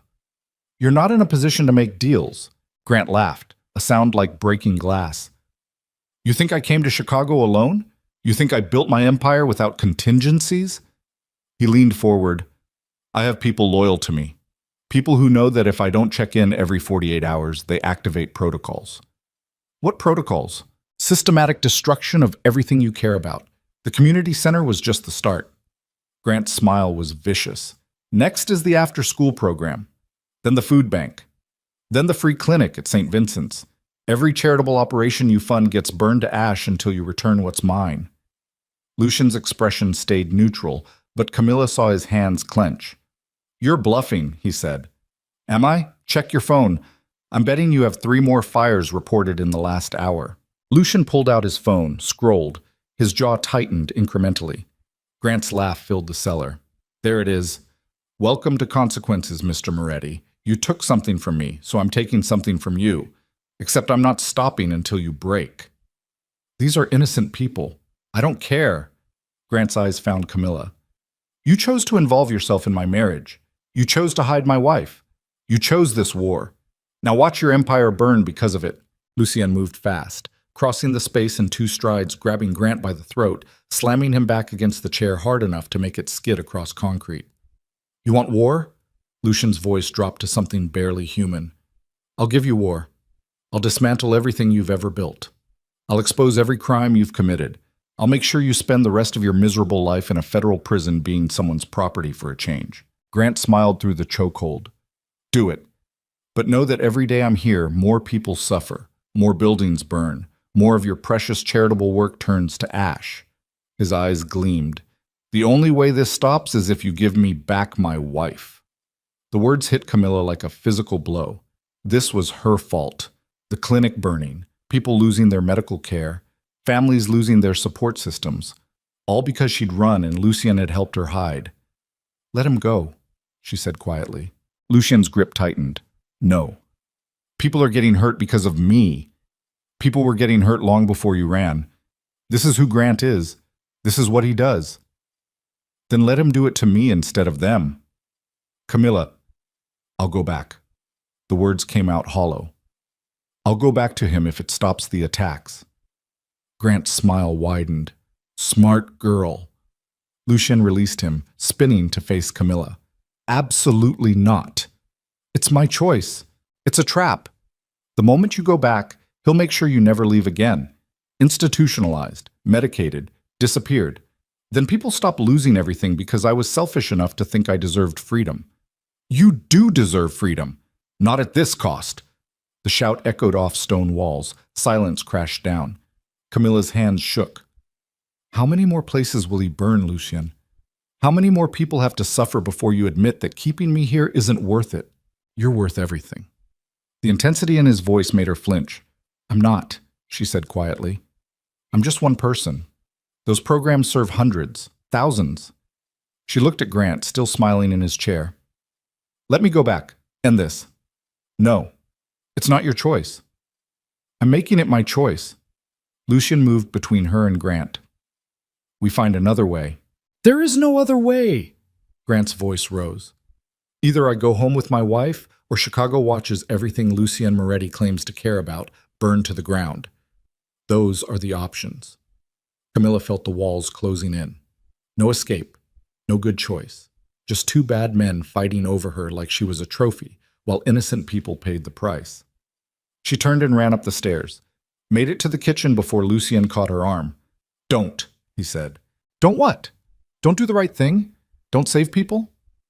"Going back to Grant isn't saving anyone. It's sacrificing yourself for a temporary ceasefire." "Then what's your solution?" Camilla spun to face him. "Because unless you're planning to murder him, he's going to keep burning everything you care about until I'm back under his control." Lucien's silence was answer enough. "Oh my God," Camilla breathed. "You're actually considering it." "I'm considering every option. Murder isn't an option." "Why not? Because it's illegal? Immoral? Wrong?" Lucien's voice hardened. I've done worse things for lesser reasons. If killing Grant Holloway saves hundreds of families from losing their only medical care, their only food source, their only hope, yes, I'm considering it. That makes you exactly like him. No, it makes me someone willing to make impossible choices while you stand there pretending there's a moral high ground in this situation. The truth of it was a knife between her ribs. There was no moral high ground. There was only choosing which people got hurt and how badly. I can't do this, Camilla whispered. I can't be the reason people suffer. Then help me find another way. There is no other way. He's not going to stop. He's going to keep escalating until he gets what he wants, or you kill him. Those are the only endings to this story. Lucian was quiet for a long moment. Then, what if there was a third option? What? What if we give Grant exactly what he thinks he wants, but on our terms? Camilla's stomach dropped. Explain. We stage your return. Make it look like you're going back to him willingly. He calls off the attacks thinking he's won. Lucien's eyes gleamed. Meanwhile, we use the access to finish gathering evidence, get everything we need to destroy him legally. Then we extract you before he can institutionalize you. That's insane. It's strategic. It's suicide. The moment I'm back in that penthouse, I'm under his control. He'll have guards, cameras. He'll never let me out of his sight. Which is why we plant surveillance on you, track everything, record every threat, every violation, every piece of evidence we need. And if something goes wrong, if he moves faster than you expect, then I come get you. How? However I have to. The casual certainty in his voice made her want to scream and cry and laugh all at once.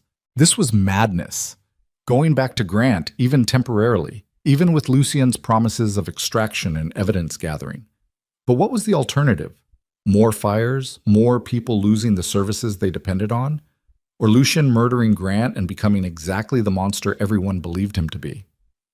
How long? Camilla asked. 48 hours. Maybe 72. Just long enough to get what we need. And you'll get me out? I swear it. On what? On Arya's life? On your dead wife's memory? What oath could you possibly make that I'd believe? Lucien crossed to her, taking her face in both hands. I swear on the fact that I have spent 3 months watching you survive something that would have destroyed most people. I swear on the fact that you walked into a storm rather than accept one more humiliation. I swear on the fact that somewhere in the last 2 weeks, keeping you safe became more important to me than anything else in this godforsaken city. His thumbs brushed her cheekbones. His eyes held hers with an intensity that made breathing difficult. I will come for you, he said quietly, even if I have to burn Chicago down to do it. Camilla believed him. God help her. She believed him. Okay, she whispered. Okay, but I have conditions. Name them. Carmen and Dr. Santos get protection until this is over. Security, safe housing, whatever they need. Done. The community center gets rebuilt, better than before, with funding that doesn't disappear if something happens to you. Already planned. And Arya never finds out about any of this, ever. As far as she knows, I left because I needed to go home. Something flickered across Lucian's face. Agreed. One more thing. Anything. If this goes wrong, if Grant does get me committed or disappeared or... Her voice cracked. Don't let him win. Don't let what he did to me get buried. Make sure people know. It won't come to that. Promise me anyway. Lucien's hands tightened on her face. I promise.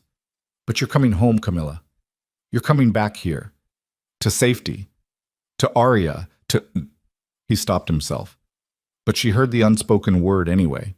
To me. When do we start? Camilla asked. Tomorrow. I'll arrange the exchange. Public location. Cameras. Witnesses. Make it look real enough that Grant believes he's won. He'll want the exchange private. Controlled. Let him want. We do this in daylight where I have oversight, or we don't do it at all. Camilla nodded, pulled back from his touch even though part of her wanted to stay exactly where she was. I should try to sleep, she said. You won't. No, but I should try anyway. She made it to the stairs before his voice stopped her. Camilla. She turned. Lucian stood in the kitchen, looking more human than she'd ever seen him. Uncertain. Almost afraid. I meant what I said, he told her. All of it. I know. She climbed to her room and didn't sleep at all. Just stood at the windows watching Lake Michigan reflect moonlight like shattered glass, wondering if she'd just agreed to walk back into hell with nothing but a gangster's promise for protection. Wondering if 48 hours would be enough time to gather evidence. Wondering if she'd survive long enough to find out. Wondering if the woman who walked back into that penthouse tomorrow would be the same one who walked out 2 weeks ago. Knowing, deep down, that she wouldn't be. That she couldn't be. That survival meant becoming something harder, something sharper, something capable of looking Grant Holloway in the eye and lying perfectly while Lucien Moretti dismantled his empire from the inside. The question wasn't whether she could do it. The question was whether she'd recognize herself when it was over. Dawn came too fast. Camilla descended the stairs at 6 a.m. wearing clothes Lucien's people had provided. Designer label, perfectly fitted, exactly the kind of thing Grant would approve of. The costume felt like a second skin she'd shed and was now being forced back into. Lucien waited in the kitchen with coffee and a small black device about the size of a button. Surveillance, he explained, holding it up. Activated by voice. Records everything within 20 feet. We'll know every word he says, every threat he makes, every piece of evidence we need. Where does it go? Inside your watch band. Undetectable unless someone's specifically looking for it. He fastened it carefully, his fingers steady against her wrist. You'll have a panic word, Lucien continued, something you can work into conversation naturally. The moment I hear it, I'm coming for you. Extraction team moves within 5 minutes. What's the word? Your choice. Camilla thought for a moment. Velvet. Like the club? Like the first place I felt safe in 8 years. Something crossed his face. He nodded. Velvet it is. They drove into the city in silence. Dawn traffic was light. The world looked almost normal. People commuting to work, grabbing coffee, living lives that didn't involve staging fake reconciliations with abusive billionaires. The exchange point was Grant Plaza, the crown jewel of Grant's development empire. A public square with fountains and sculptures and security cameras covering every angle. Lucien parked 2 blocks away. He'll have people watching, Lucien said, waiting for me to make a move. We play this straight. You walk to him. I drive away. He thinks he's won. And then? Then you survive 48 hours while we finish what we started. His eyes met hers. Remember, the watch records everything. Give us what we need to bury him. Camilla's hands shook. She pressed them flat against her thighs. I'm scared, she admitted. Good. Fear keeps you sharp. Lucien reached across, squeezing her hand once. You're stronger than you know, Camilla. Stronger than Grant, stronger than me, probably. I don't feel strong. Strength isn't what you feel, it's what you do when you're terrified and do it anyway. She nodded. Couldn't speak past the lump in her throat. Go, Lucien said quietly, before I change my mind and kill him instead. Camilla opened the door, stepped out into Chicago morning, started walking. The plaza opened up before her, morning light sparkling off fountains, early commuters cutting through with coffee cups and briefcases. And there, standing beside his town car with 2 bodyguards flanking him, was Grant. He looked terrible. The beating Lucien had given him had faded, but not disappeared. His suit hung slightly wrong, like he'd lost weight.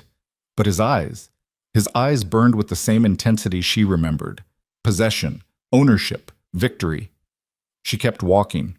20 feet, 15, 10. Grant's smile widened. I knew you'd come back. Camilla stopped just out of reach. Call off the attacks. Of course. The moment we're home. He extended his hand. Come on, darling. Let's go fix this. Every instinct screamed to run. Instead, Camilla took his hand. His fingers closed around hers, too tight, possessive, claiming, and she felt the trap snap shut. That's my girl, Grant murmured. Let's go home. He guided her toward the car. The bodyguards opened the door. The interior smelled like leather and cologne and 8 years of suffocation. Camilla climbed inside. Grant slid in beside her. The door closed. The locks engaged with a soft click that sounded like prison bars slamming shut. The car pulled away from the curb. Through the tinted window, Camilla caught one last glimpse of Lucien's SUV parked 2 blocks away. Then Grant's hand settled on her thigh, squeezing hard enough to bruise. "Did you really think I'd let you go?" he whispered against her ear. "Did you really think that criminal could protect you from me?" Camilla's blood turned to ice. "I know about the surveillance," Grant continued, his voice soft and terrible. "I know about Moretti's plan. I know about everything, Camilla. Because the man you've been trusting for the last 2 weeks?" He smiled. "Works for me." The world tilted. "No," Camilla breathed. "Yes." Grant pulled out his phone, showing her a text conversation. Messages between him and someone identified only as LM. Planning her rescue, orchestrating her hiding, gathering her trust. All of it strategy. All of it lies. "Lucien Moretti doesn't give a damn about you," Grant said. "He's been feeding me information since the beginning. The clinic, the surveillance, the extraction plan. Every detail you shared with him came straight to me." "You're lying." "Am I? Then why did I know exactly where to send the mercenaries? Why did I burn the clinic right when it would hurt you most? Why am I sitting here with you in my car while Moretti drives away without a fight?" Because it was part of the plan, Camilla wanted to scream. Because they were gathering evidence. Because Lucien promised. But Grant's phone showed texts, detailed coordination, proof that everything she'd trusted was a lie. The best part? Grant's smile widened. "I paid him $5 million to make you desperate enough to come back to me. To make you feel so grateful for his protection that returning home would feel like your choice, like your sacrifice." "No," Camilla's voice broke. "No, that's not—" "It is. And now you're mine again, permanently this time." Grant's hand moved to her throat, not squeezing, just resting. A reminder of power. "Welcome home, darling. I've had your room at the facility prepared, very comfortable, very secure. Somewhere you can get the help you clearly need." The car turned onto Lakeshore Drive, heading north. Not toward the penthouse, toward something else. Somewhere isolated. Somewhere she'd disappear. Camilla looked down at her watch. The surveillance device Lucien had installed. The panic words she could speak. If any of it was real, if Lucien hadn't betrayed her from the beginning, if this wasn't exactly what Grant had planned all along, making her so desperate, so isolated, so dependent that she'd walk right back into his hands thinking she was playing a role, when really she was just being played. Her chest constricted. Breath wouldn't come. The city blurred outside the window. Grant's hand tightened on her throat. Just slightly, just enough. "Nothing to say?" he asked. "No clever response? No defiance?" Camilla forced herself to breathe, forced herself to think past the panic screaming through her veins. Real or not, the surveillance was her only chance. She looked straight ahead, voice steady despite the terror clawing at her throat, and said, "This whole situation reminds me of that jazz club, Velvet Hour, the night you destroyed everything." Grant's hand loosened slightly. "What?" "Just thinking about that night, how velvet curtains can hide so many terrible things." The panic word, spoken twice. If Lucien was listening, if the device worked, if any of this was real. If not, she'd just wasted her last card on a bluff. Grant's eyes narrowed. "What are you talking about?" "Nothing, just nervous." Camilla forced a smile. "Where are we going?" "Somewhere safe. Somewhere you'll finally learn to appreciate everything I've given you." The car drove north. Minutes ticked past. No extraction team appeared, no cavalry came charging over the hill. Just Chicago scrolling past the window while Grant's hand stayed possessive on her throat, and Camilla realized that maybe, just maybe, she'd been played by everyone. That trust was a weapon, that kindness was a trap, that the only person she could truly rely on was herself. And right now herself was locked in a car with a monster, heading toward a fate worse than death, with nothing but a surveillance device that might be recording everything or might be recording nothing at all. She'd made her choice. Now she had to survive it, or die trying. The facility appeared after 40 minutes of driving through suburbs that gradually gave way to nothing. Trees, empty roads, a driveway marked only by a small brass plaque reading Lakeside Retreat. Retreat, as if this was voluntary. The building was modern, all glass and steel like Lucien's estate, but colder somehow. Clinical. Windows that didn't open, security cameras tracking every angle, a fence disguised as landscaping, a cage dressed up as healing, The car stopped at the entrance. Grant's hand finally left Camilla's throat, leaving phantom pressure behind. Out, he said. She didn't move. Couldn't. Every muscle locked. Out, Camilla. Don't make this harder than it needs to be. The bodyguards opened both doors simultaneously, one on Grant's side, one on hers. Escape vectors eliminated. Camilla's hand brushed the watch, the surveillance device. Her last hope that someone was listening, that Lucien hadn't betrayed her, that the texts Grant showed her were fabricated, that this wasn't the end. She climbed out into autumn air that smelled like pine and medicinal cleaning supplies. The facility loomed. 2 orderlies and scrubs waited by the entrance, both built like they'd done security work in previous lives. Miss Holloway, one of them said with practiced warmth, welcome to Lakeside. I'm Thomas. This is Jennifer. We're here to help you through your intake process. I don't need intake, Camilla said. I don't need to be here. That's a very common feeling in the first few hours, Jennifer replied, moving closer. Many of our patients experience resistance initially. It's part of the process. I'm not a patient. Camilla, Grant's voice carried warning. These people are professionals. They're here to help you.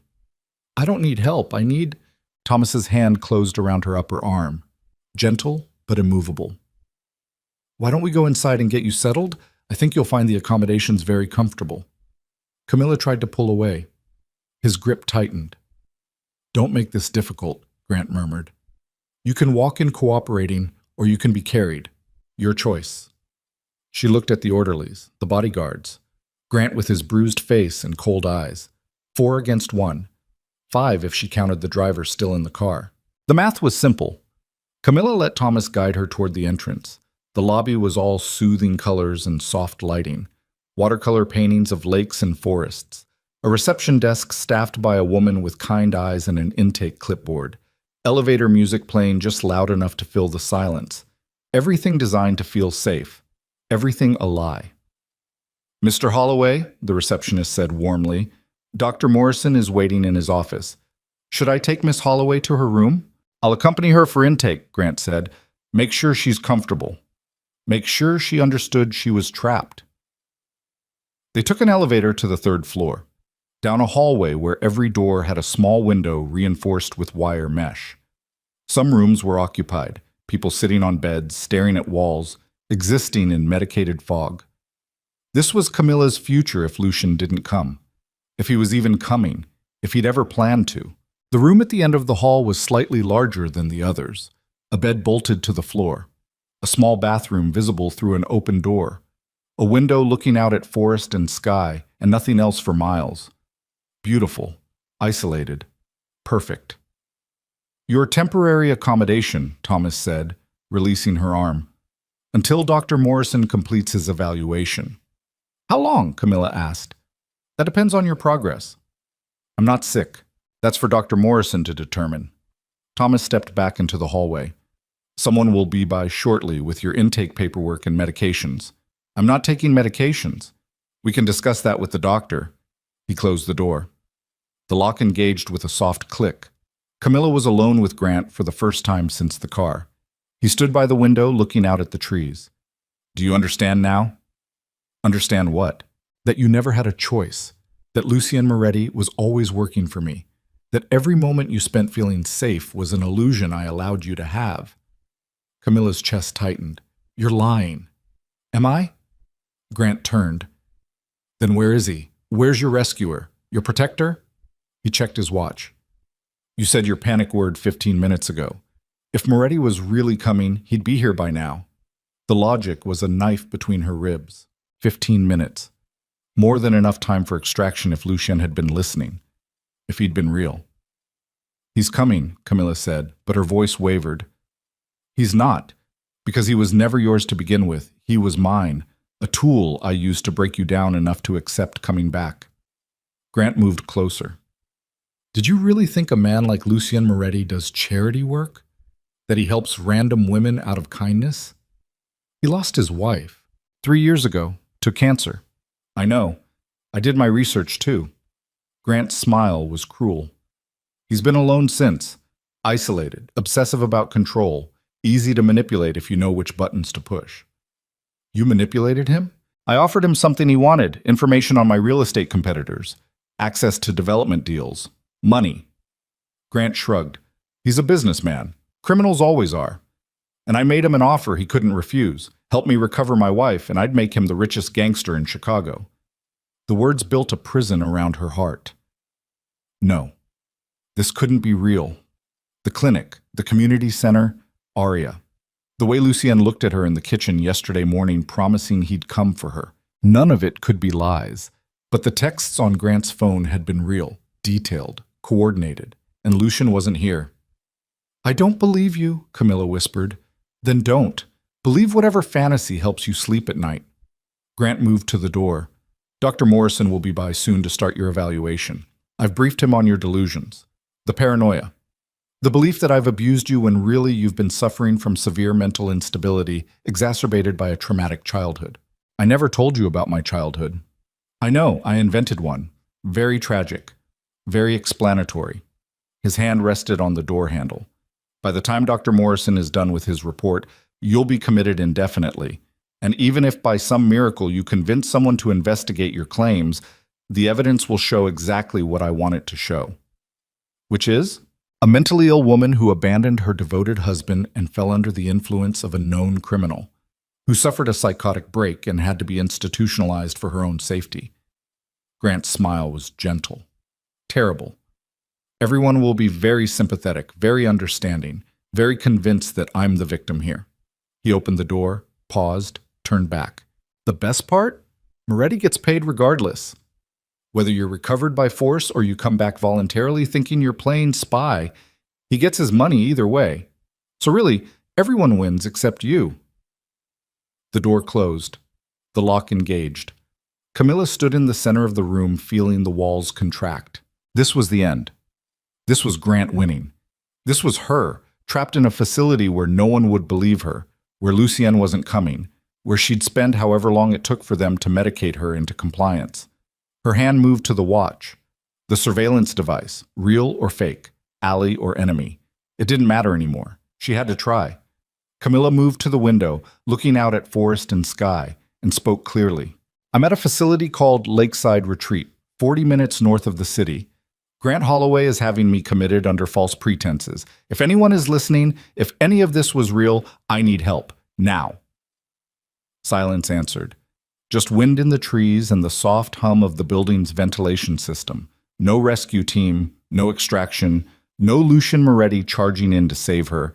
Just her in a locked room and the slow realization that she'd been played by everyone. That trust was a weapon that left her bleeding. That the only person she could save was herself.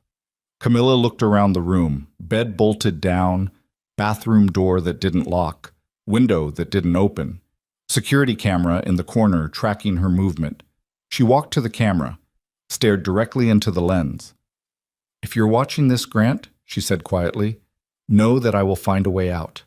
I survived 8 years of you. I'll survive this too. Then she went to the bathroom and threw up everything in her stomach until she was shaking and empty.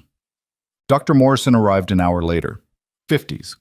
Gray beard, expensive glasses, clipboard with forms that probably already had her diagnosis written in. Ms. Holloway, I'm Dr. Morrison. Your husband has asked me to conduct an evaluation. I don't consent. Your consent isn't required. Your husband has medical power of attorney during this crisis period. He sat in the room's single chair. Why don't you tell me what's been happening? You already know. Grant told you what to write. I'd like to hear your perspective. Would you? Or are you just going through the motions before you sign whatever paperwork commits me indefinitely? Dr. Morrison's expression didn't change. You seem very angry. I'm not angry. I'm trapped. Do you often feel trapped? I feel trapped when I'm literally locked in a room against my will. Your husband says you've been experiencing paranoid delusions, believing he's abusive when he's been nothing but supportive. My husband is a liar. Can you give me examples of this alleged lying? The interview continued, calm questions designed to make her sound unstable, leading queries that twisted her words. Every answer she gave was ammunition. She was angry, proof of instability. She was calm, proof of dissociation. She insisted Grant was abusive, paranoid delusions. She tried to explain rationally, manipulation of facts. There was no winning. The game was rigged before it started. After 40 minutes, Dr. Morrison stood. I'll need to conduct a few more sessions before finalizing my report, but preliminary assessment suggests significant psychiatric intervention is necessary. Of course it does. We'll start you on medications tomorrow, something to help with the anxiety and paranoid thoughts. I'm not taking anything. We can administer medications by injection if oral consumption is refused. His voice stayed professional, kind even. I'd prefer your cooperation, Ms. Holloway, but I will ensure you receive the treatment you need. He left. The lock engaged. Camilla sat on the bed, hands shaking. Medications by injection. Forced compliance. Chemical restraints until she stopped fighting and accepted whatever reality they decided to give her. This was how it ended. Not with dramatic confrontation, not with rescue or escape, just slow erosion, piece by piece, until the woman who'd walked into the rain 2 weeks ago no longer existed. She looked at the watch, the surveillance device that had recorded everything Grant said, every threat, every admission, evidence that meant nothing if no one was listening, if Lucian had never been real, if she was truly, completely alone. Camilla lay back on the bed, staring at the ceiling, feeling the weight of it all crushing down. She'd gambled everything on trusting a stranger, on believing that someone would actually help without ulterior motive, on hope. And hope had left her here, in a locked room, waiting for medications that would turn her into someone else, waiting for rescue that wasn't coming, waiting for... The window exploded inward. Glass shattered. Camilla rolled off the bed as something heavy crashed through, hitting the floor with a metallic thud. A canister. Smoke erupted, thick and choking, filling the room in seconds. Alarms shrieked. Red lights flashed. Through the smoke, a figure appeared at the window, rappelling down from the roof, black tactical gear, face covered. The figure swung through the broken window, boots crunching on glass, and crossed to Camilla in 3 strides. "Can you walk?" The voice was female, young, professional. "Yes, who?" "Save it, we're leaving. Now." The door burst open. Thomas and another orderly rushed in, then stopped short, seeing the smoke, the broken window, the armed woman pulling Camilla to her feet. "Security!" Thomas shouted into a radio.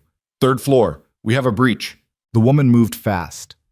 2 steps, a spinning kick that put Thomas on the ground, gasping. The other orderly tried to grab her. She drove an elbow into his solar plexus, dropped him beside Thomas. "Window," she ordered Camilla. "Climb!" "I can't." "You can. Move." Camilla stumbled through smoke to the broken window, looked down. 3 stories, rope hanging from the roof, forest below. Heights had never been her thing. "Clip in." The woman handed her a harness. "I'll rappel with you. Just don't let go." Sirens wailed. Footsteps pounded through hallways. Shouts echoed. Camilla fumbled with the harness, hands shaking, lungs burning from smoke. The woman helped, movements efficient, then clipped her own harness to the same rope. "On 3, she said. 1, 2. They went out the window. Free fall for a stomach-dropping second before the rope caught. Then controlled descent, the woman's body pressed against Camilla's back, her voice steady in her ear. "Lean back. Let the harness take your weight. Don't look down." Camilla looked down anyway. Forest rushing up. Security guards pouring out of the building below. Flashlights cutting through darkness. They hit the ground hard. Camilla's knees buckled, but the woman caught her, already unclipping both harnesses. "Run. That way." She pointed toward the tree line. Camilla ran. Branches whipped her face. Roots tried to trip her. Behind them, shouting intensified. Flashlight beams swept through the forest. The woman grabbed Camilla's hand, pulling her faster than seemed possible through undergrowth and darkness. They burst through trees into a small clearing where a black SUV waited, engine running. The driver's door opened. Lucienne stepped out. Camilla stopped dead. "You!" "Get in the car." "You betrayed me. Grant showed me texts. You've been working for him." "Fabricated, all of it. Get in the car, Camilla. We can discuss my alleged treachery after you're not being hunted by facility security." Behind them, voices grew closer. Dogs barked. The woman pushed Camilla toward the SUV. "Boss said get her out." "I'm getting her out. Argue later." Camilla's mind spun. Trust him or run?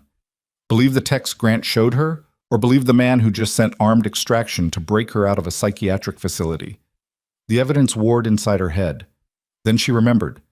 The surveillance device. Lucien had given it to her. If he'd been working for Grant, why give her something that recorded all of Grant's threats? Unless that was part of the manipulation too. Unless... Camilla. Lucien's voice cut through her spiral. I know you don't trust me. You have every reason not to.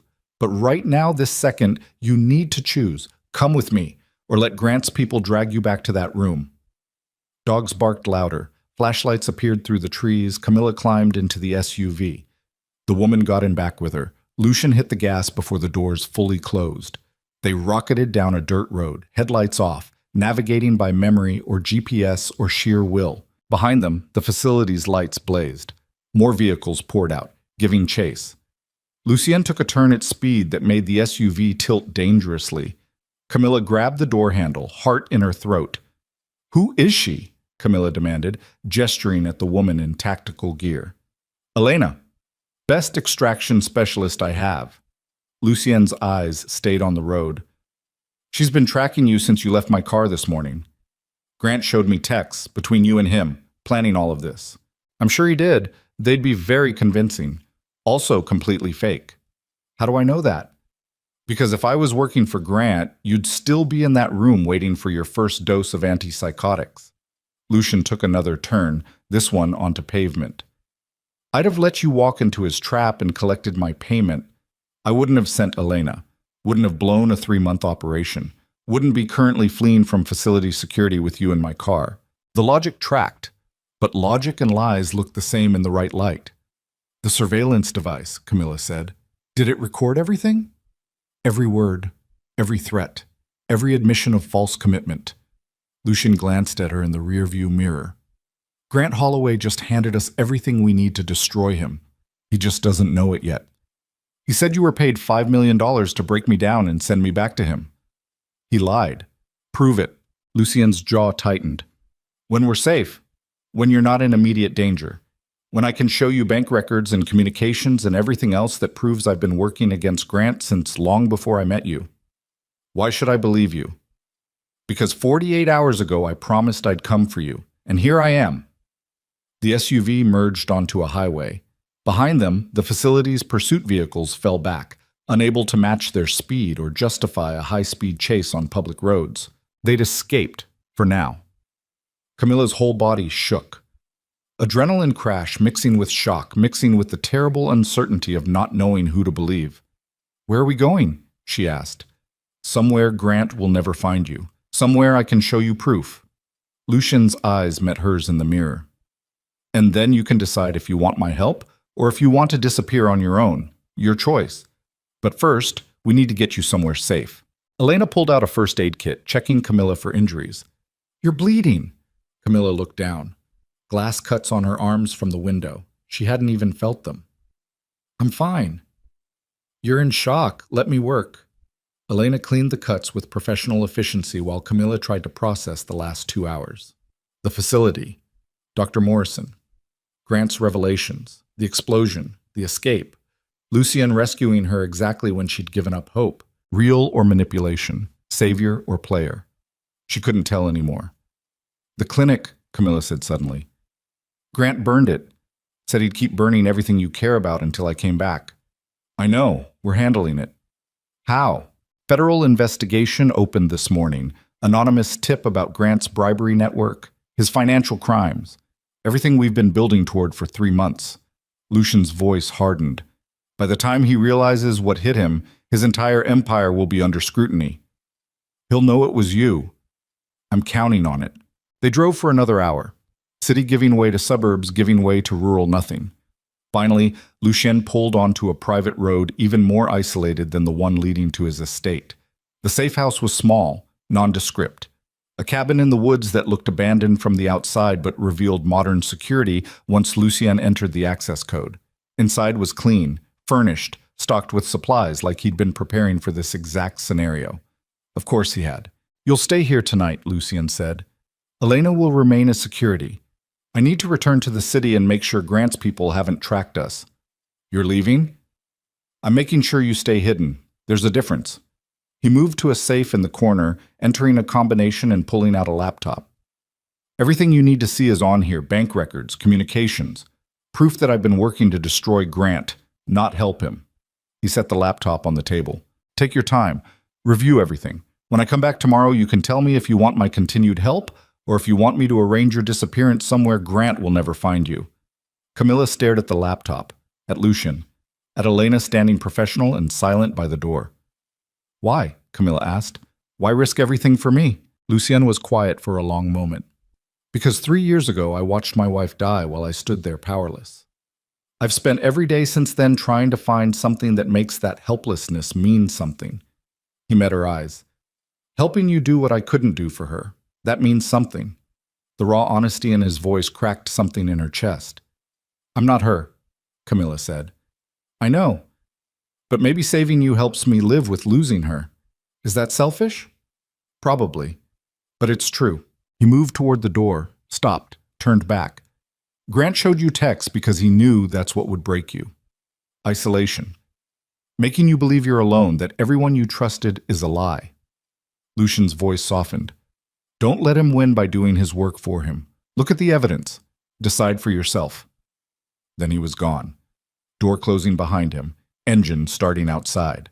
Camilla stood in the cabin with a laptop full of potential truth and a woman in tactical gear watching her with neutral eyes. You should rest, Elena said. It's been a difficult day. Difficult. The understatement of the year.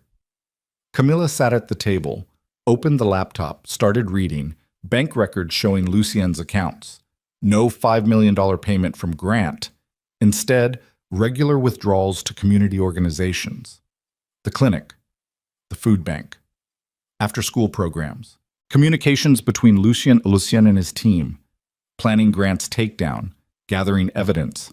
Building a case. Nothing about sending Camilla back, nothing about coordination with Grant, nothing that matched what Grant had shown her in the car. Hours passed. Camilla read everything. Cross-referenced dates. Checked metadata. Either Lucien was the most elaborate liar she'd ever met, or Grant had fabricated the text to break her exactly when she was most vulnerable. Dawn light crept through the cabin windows. Elena had made coffee at some point. The smell pulled Camilla from the laptop screen. Conclusion? Elena asked, handing her a mug. Either Lucien's telling the truth, or he spent 3 months building an elaborate lie just to convince me. Which seems more likely? Camilla thought about it. About Aria, about the clinic work, about the way Lucien looked at her in the kitchen promising he'd come for her, about him actually coming. He's telling the truth, she said quietly. Good, because the alternative would have made my job very complicated.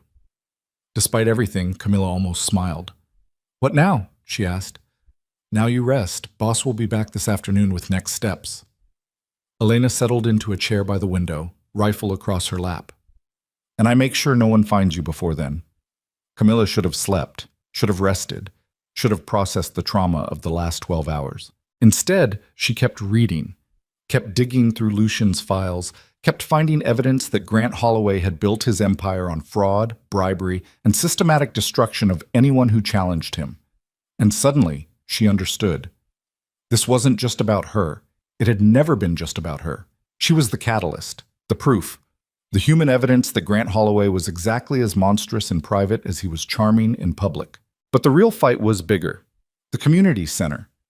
The families displaced. The people Grant had crushed building his towers of glass and steel. Camilla was one person. They were hundreds. And if her testimony could bring Grant down, could expose everything he'd done, could make sure he faced actual consequences for once in his privileged life, then maybe nearly dying was worth it. Maybe trusting Lucien despite the fear was worth it. Maybe becoming something harder than the woman who'd walked into that penthouse 8 years ago was worth it.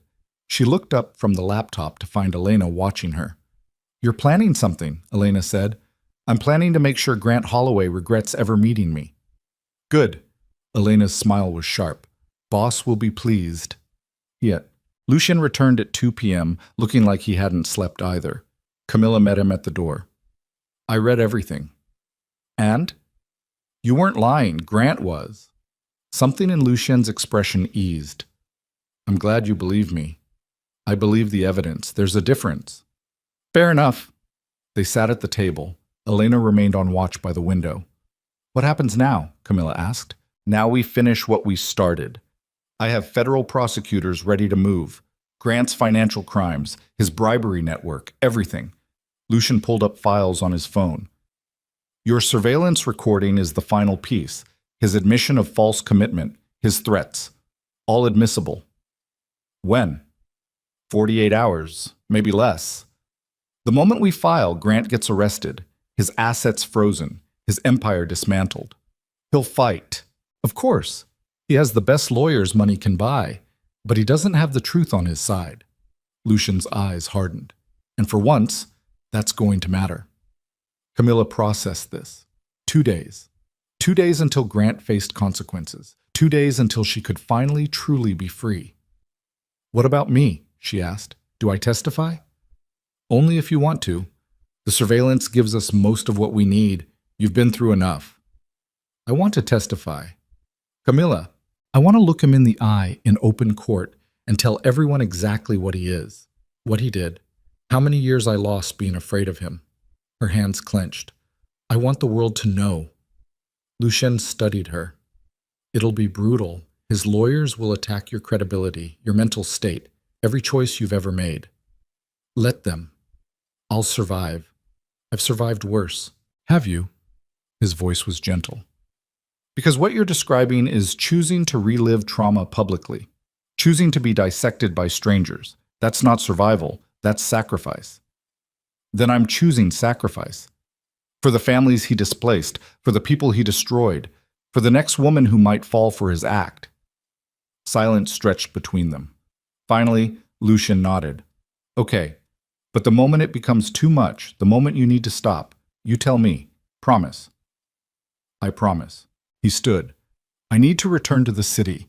Make final arrangements. You'll stay here with Elena until we're ready to move. Lucien, he turned. Thank you for coming, for being real, for, her voice cracked, for not being another lie. His expression softened. He crossed back to her, cupping her face with both hands the way he had in his kitchen a lifetime ago. You're stronger than you know, he said quietly. Stronger than Grant. Stronger than me. Don't ever forget that. Then he kissed her forehead and left before she could respond. The door closed. The lock engaged. Camilla sat in the cabin feeling the weight of the next 48 hours pressing down. 2 days until Grant's arrest. 2 days until freedom. 2 days to prepare for war. She looked at Elena. Teach me something. Like what? Like how to fight, how to protect myself. How to make sure I never feel helpless again. Elena's smile was fierce. Now you're talking. They spent the afternoon in the clearing outside, Elena teaching basic self-defense, how to break a hold, where to strike for maximum impact, how to use an attacker's momentum against them. Camilla was clumsy at first, slow, but 8 years of nursing had given her strength she'd forgotten she had. Muscle memory from lifting patients, stamina from 12-hour shifts. She fell, got up, fell again, got up again. By sunset, her entire body ached. By moonrise, she could execute a basic defensive sequence without thinking. Better, Elena said. You'll never be a fighter, but you might survive one long enough to run. I'll take it. They went inside. Elena heated canned soup while Camilla showered, washing away sweat and blood and the last remnants of fear. She stood under the spray feeling different, harder, sharper. The woman who'd walked into Velvet Hour 2 weeks ago had been broken, desperate, running blind into the storm. The woman standing here now knew exactly where she was running and why. Toward justice, toward freedom, toward a version of herself Grant had tried to destroy but couldn't quite kill. Camilla dressed in clean clothes Elena had provided, ate soup that tasted like victory, slept on a narrow bed with a woman armed to the teeth guarding the door, and dreamed of courtrooms and testimony and watching Grant Holloway's empire burn to ash. 48 hours became 36, became 24. Lucien called every few hours with updates. Federal prosecutors were ready. The evidence was airtight. Grant's arrest warrant had been signed.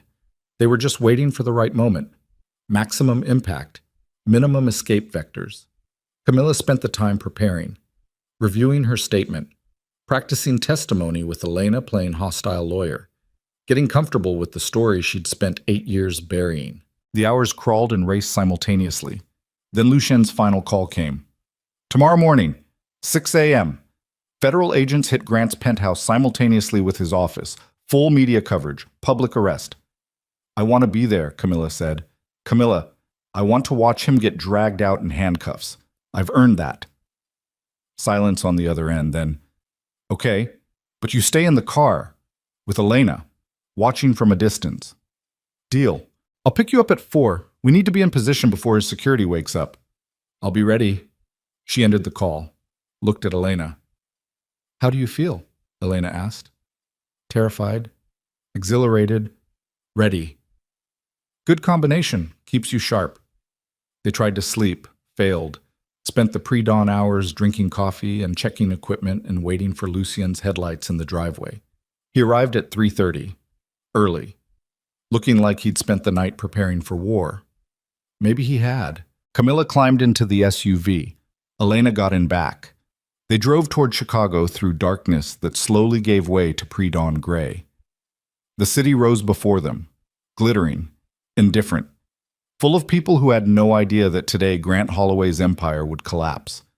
They parked 2 blocks from Grant's building, close enough to see, far enough to stay invisible.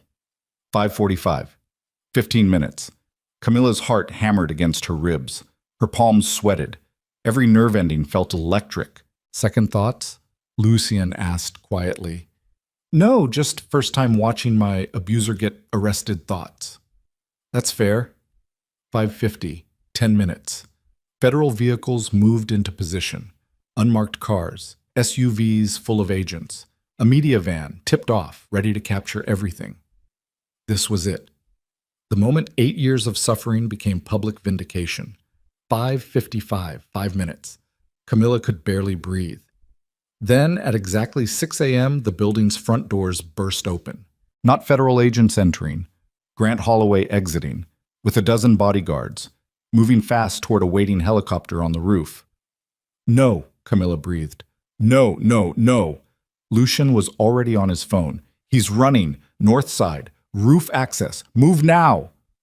Federal agents poured out of vehicles, racing toward the building, but Grant's team moved faster, trained for exactly this scenario.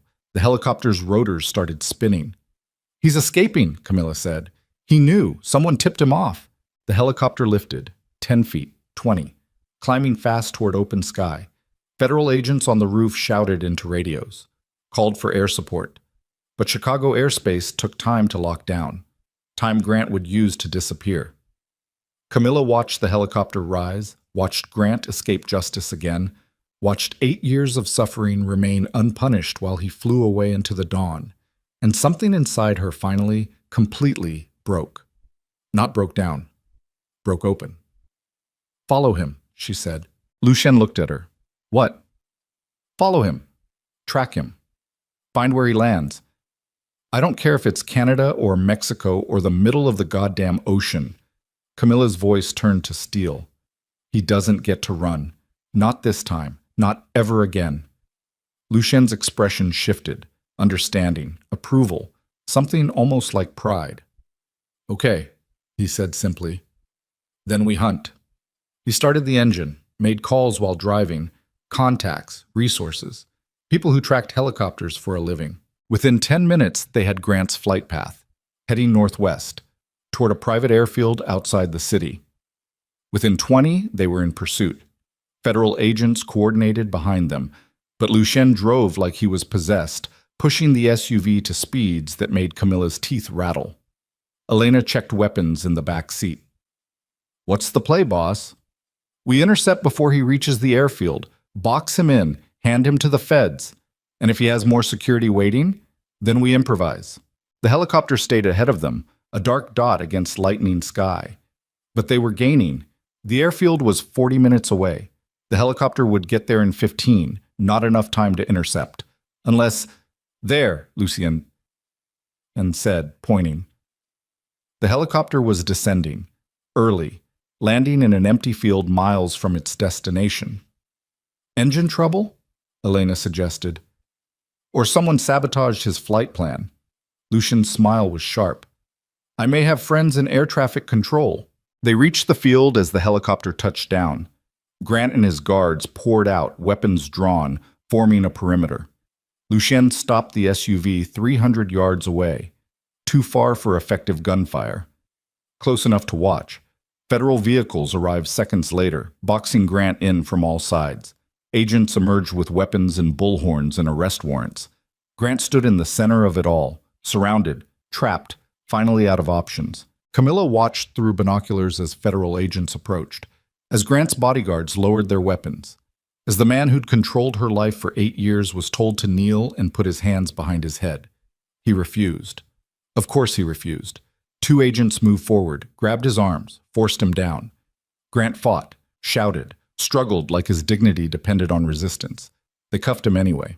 Camilla watched as Grant Holloway, billionaire developer, Chicago elite, master manipulator, was dragged to his feet and walked toward a federal vehicle with his hands bound behind his back. He looked up as he passed near their SUV, looked directly at where Camilla sat watching. Their eyes met across the distance. For the first time in 8 years, there was no smile, no charm, no carefully crafted mask, just rage, pure, impotent fury that he'd been beaten. By her, by Lucien, by the truth he'd spent years burying.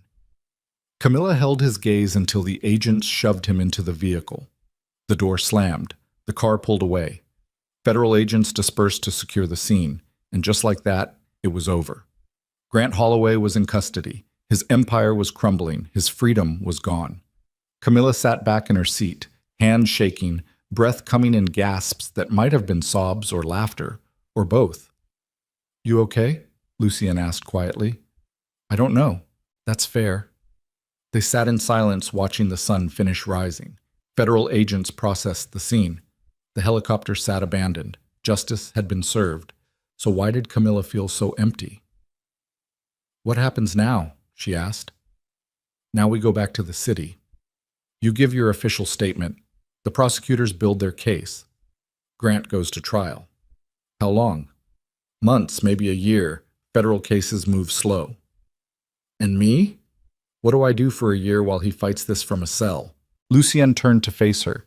"You live, you rebuild. You remember who you were before Grant Holloway tried to destroy it." "I don't know who that is anymore." "Then you figure it out. One day at a time." Camilla looked at him.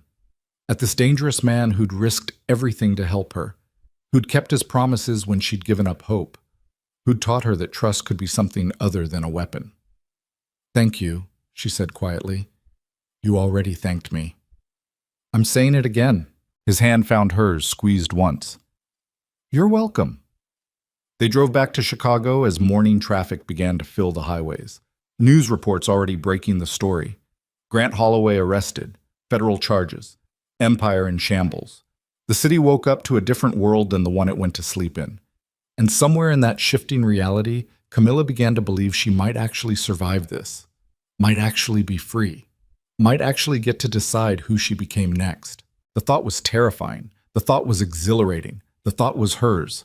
And for the first time in 8 years, that was enough. The federal building smelled like industrial cleaner and stale coffee. Camilla sat in a windowless room with her lawyer, a woman named Patricia Chen, who specialized in domestic abuse cases and had kind eyes that had seen too much. "You don't have to do this today," Patricia said for the 3rd time. "We can postpone. Give you more time to prepare." "I've had 8 years to prepare." Camilla's hands rested flat on the table, steady now. "I'm ready. The deposition would be recorded, transcribed, used to build the case against Grant. Every detail she'd spent years burying would become public record." Patricia slid a box of tissues across the table. Camilla ignored them. She wouldn't cry today. Crying was what the old Camilla did. The woman who apologized for existing. The woman who made herself smaller so Grant could feel bigger. That woman was gone. The prosecutor entered, a man in his 40s named David Santos, with a reputation for destroying white-collar criminals. He'd taken one look at the surveillance recording and called it the most damning evidence he'd seen in 20 years. "Ms. Vale," he said, settling into his chair. "Thank you for doing this." "You're welcome. I know this won't be easy. If you need breaks, just say so." "I won't need breaks." Santos studied her for a moment, then nodded. Okay, let's begin. The questions started simple. Her name, her history with Grant, when they met, when they married. Then they got harder.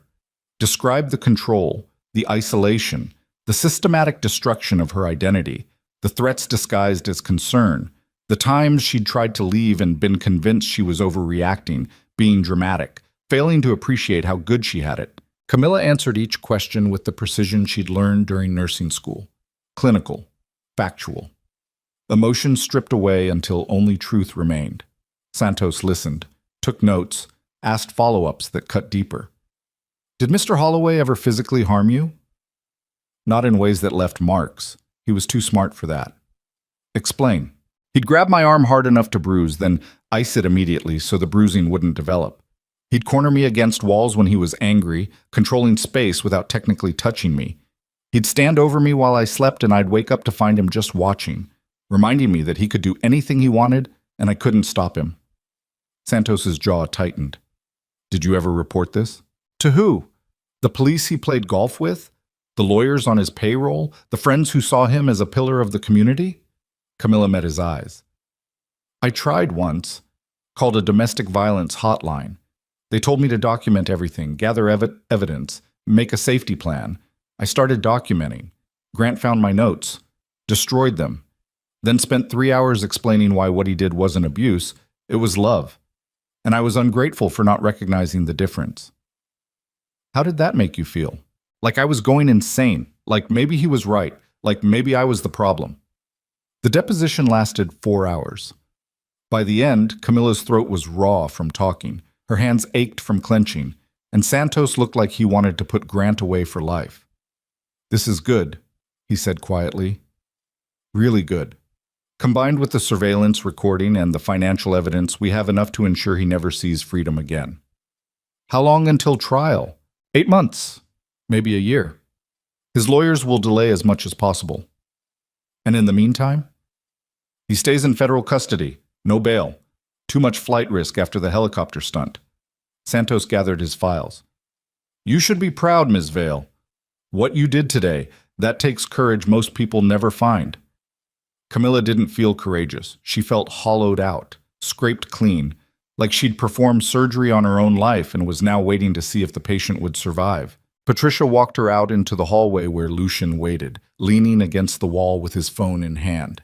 He looked up as they approached, reading something in Camilla's expression. How'd it go? He asked. It's done. Good. Let's get you out of here. They walked to his car in silence. Chicago autumn had turned cold, wind cutting between buildings like knives. Camilla pulled her jacket tighter and tried to remember what normal felt like. The car was warm. Lucien turned the heat up without asking. Where to? He said. I don't know. I don't have anywhere. You have the estate. Maria's been asking about you. Aria, too. The mention of Aria made Camilla's chest tight. Does she know what happened? She knows you had to help with something important. She doesn't know details. Lucian pulled into traffic. She misses you, though. Keeps asking when you're coming back. I'm not her mother. No. But you're someone she trusts. Someone who sees her instead of the mobster's daughter everyone else sees. He glanced at Camilla. That matters. They drove north toward the lake, toward the estate, toward something that felt dangerously close to home. Camilla watched the city scroll past, thinking about the testimony she'd just given, the details she'd shared, the truth she'd excavated from years of carefully maintained lies. Do you think it'll be enough? She asked. The evidence? Yes. Santos is good. He'll make sure Grant pays for everything. That's not what I meant. Lucien was quiet for a moment. You're asking if destroying Grant will make you feel whole again. Yes. No, it won't. He merged onto Lakeshore Drive. Revenge doesn't heal trauma. It just makes the people who hurt you face consequences. The healing part, that's separate work.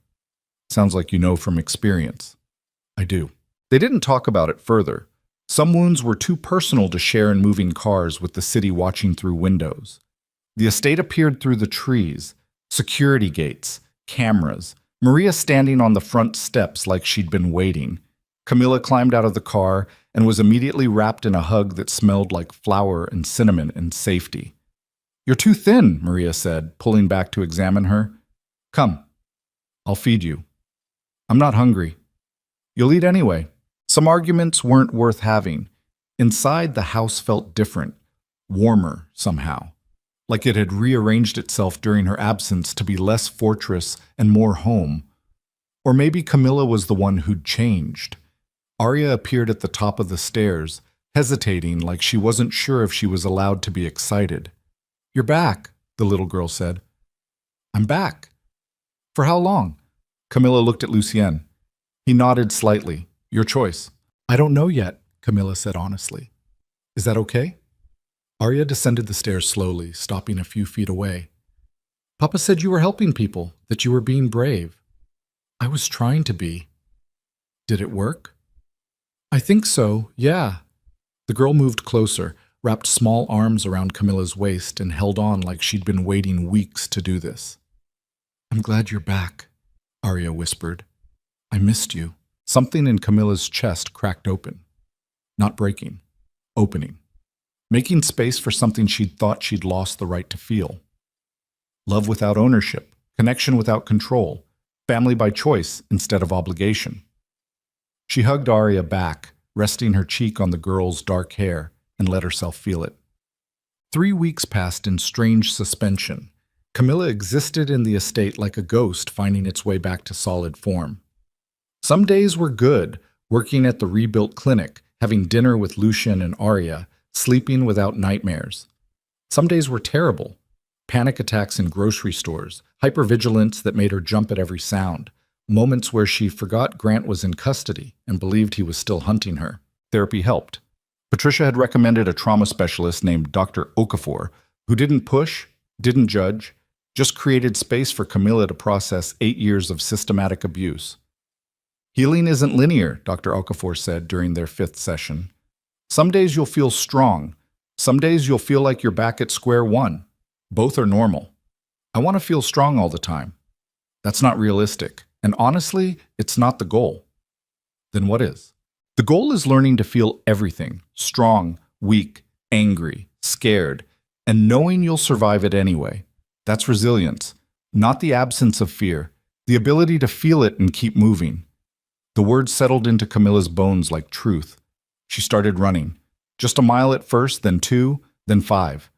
Pushing her body until her lungs burned and her legs screamed and her mind finally quieted. She started cooking, helping Maria in the kitchen, learning recipes she'd never had time for during her marriage, finding comfort in the precision of measurements and the alchemy of heat transforming ingredients. She started existing without constantly checking over her shoulder. Most days. One evening, 6 weeks after Grant's arrest, Lucien found her on the back terrace watching the lake turn silver under moonlight. "Can't sleep?" he asked. "Don't want to. Every time I close my eyes, I'm back in that facility." He sat beside her, close but not touching, giving her space to be broken without trying to fix it. "Santos called today?" Lucien said. "Grant's lawyers are pushing for a plea deal." Camilla's stomach dropped. "What kind of deal?" "Reduced sentence, 15 years instead of life. They're arguing he's a first-time offender, pillar of the community, deserves leniency." "That's bullshit." "I know." Santos is rejecting it. He wants to take this to trial, let a jury decide. "When?" 4 months. February. 4 more months of waiting. 4 more months of Grant's lawyers spinning narratives. 4 more months of her life in suspension while the justice system ground slowly forward. "I hate this," Camilla said quietly. "I hate that he still has power. That his lawyers can negotiate his freedom like it's a business transaction. That the system treats him like he deserves consideration when he gave me none." "I know. Do you? Because from where I'm sitting, it looks like rich men always find ways to escape consequences. Even when they're caught. Even when there's evidence. They just buy better lawyers and wait for the world to get bored and move on." Lucien was quiet for a long moment. "You're right. The system is designed to protect people like Grant. That's why I don't rely on it." "What does that mean?" "It means Santos will do his job. The prosecutors will do theirs. And if Grant somehow slips through the cracks, If his lawyers find a loophole or a sympathetic judge or a technicality that sets him free, he won't walk away. The implication hung in the air between them. You'd kill him, Camilla said. I'd make sure he never hurt anyone again, however that needs to happen. That makes you no better than him. Maybe, but it would make you safe, permanently. Camilla turned to look at him. This man who'd saved her, who'd protected her, who was calmly discussing murder as a backup plan if the justice system failed. I don't want you to become a monster for me, she said. I was a monster long before I met you. The difference is now I have a reason that matters. What reason? You. The word sat between them, heavy with everything they hadn't said. Weeks of living in the same house, weeks of careful distance, weeks of Camilla rebuilding herself while Lucien watched and waited and gave her space to figure out who she was when she wasn't running or hiding or surviving. I don't know what I am to you, Camilla said quietly. Responsibility, project, something else? You're someone who walked into a storm rather than accept one more humiliation. Someone who trusted me when you had no reason to. Someone who's rebuilding herself piece by piece and letting me watch. Lucien's eyes held hers. You're not a project, Camilla. You're a person I'd burn the world down to protect. That's not healthy. Probably not, but it's true. She should have been terrified, should have recognized the possessiveness, should have seen the parallels to Grant's obsession. But there was a difference. Grant demanded she be smaller. Lucien watched her become larger. Grant controlled. Lucien protected. Grant took. Lucien gave. The difference mattered.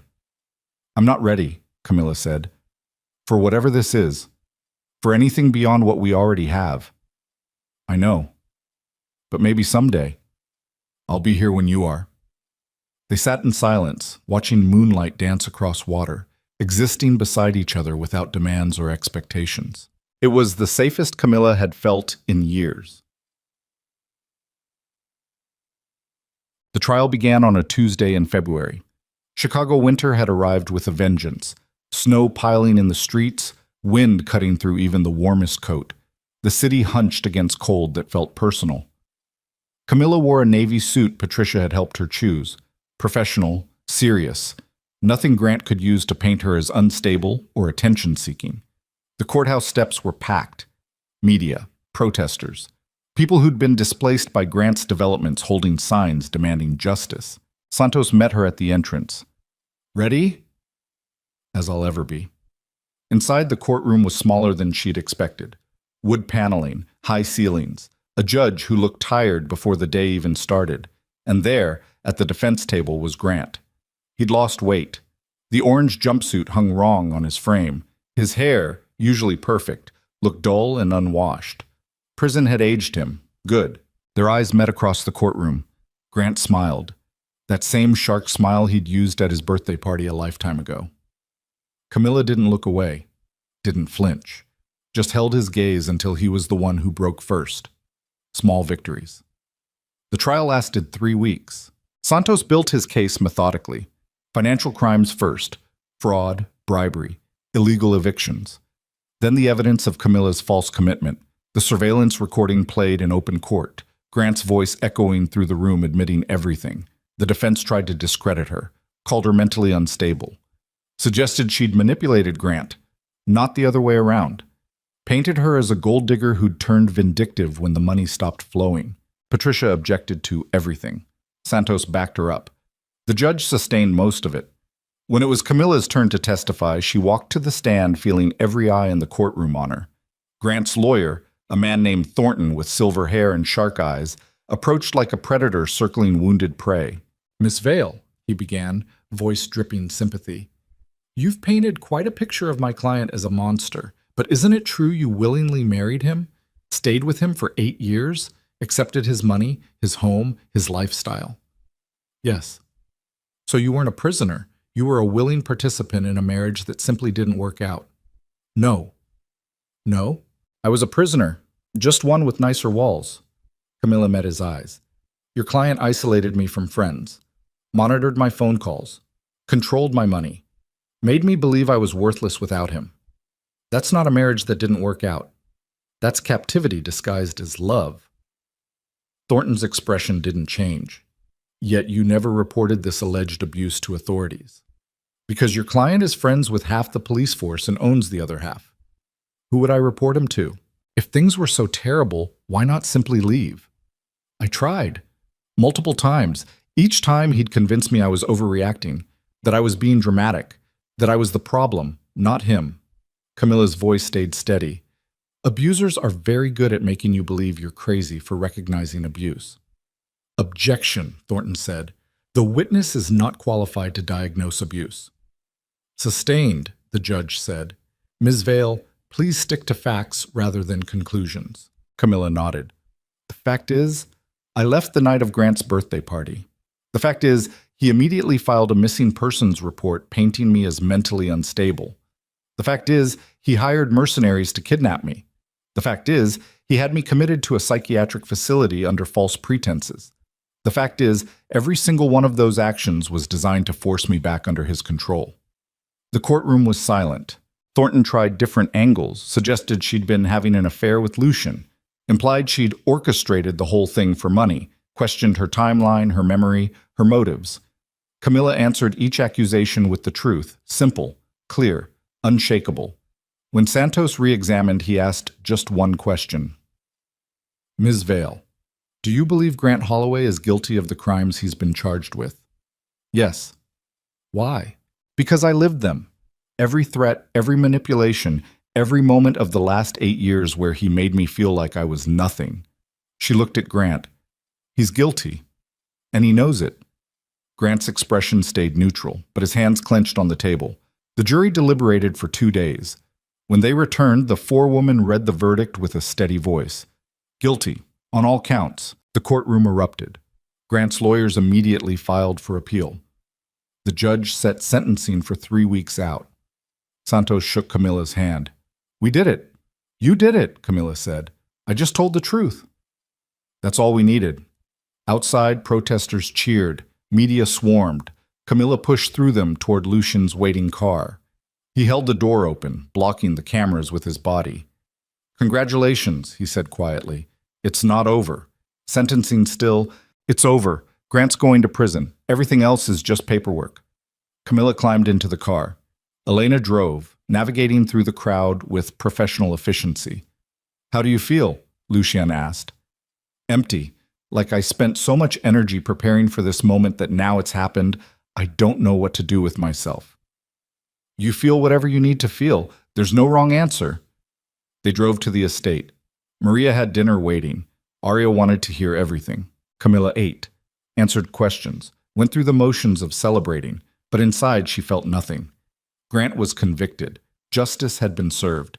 Everything she'd fought for had happened. So why did victory feel so hollow? Well, sentencing came 3 weeks later. The judge handed down 45 years. Federal prison. No parole eligibility for 20 years. Grant Holloway would be 82 before he tasted freedom again, if he lived that long. Camilla watched from the gallery as guards led him away. He looked back once, finding her in the crowd. This time, his expression held no charm.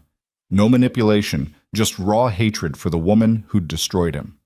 She held his gaze until he disappeared through the door. Then she walked out of the courthouse for the last time. No media, no protesters, just her and Patricia and Lucian waiting by the car. It's done, Patricia said. Truly done. You never have to see him again.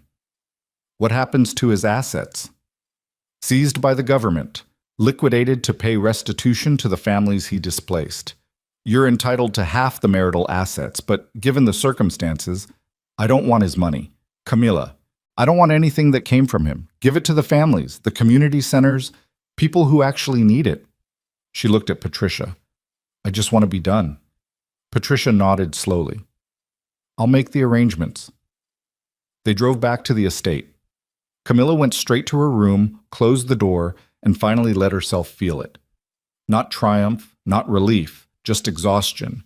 Bone-deep weariness from 8 years of survival, followed by months of fighting for justice. She'd won. Grant was in prison. She was free. But freedom felt like standing on a cliff edge with no map for what came next. A soft knock at the door. Arya's voice. Camilla, can I come in? Yeah. The little girl entered, climbing onto the bed beside her. Papa says you're sad. A little. Why? The bad man is gone. You won.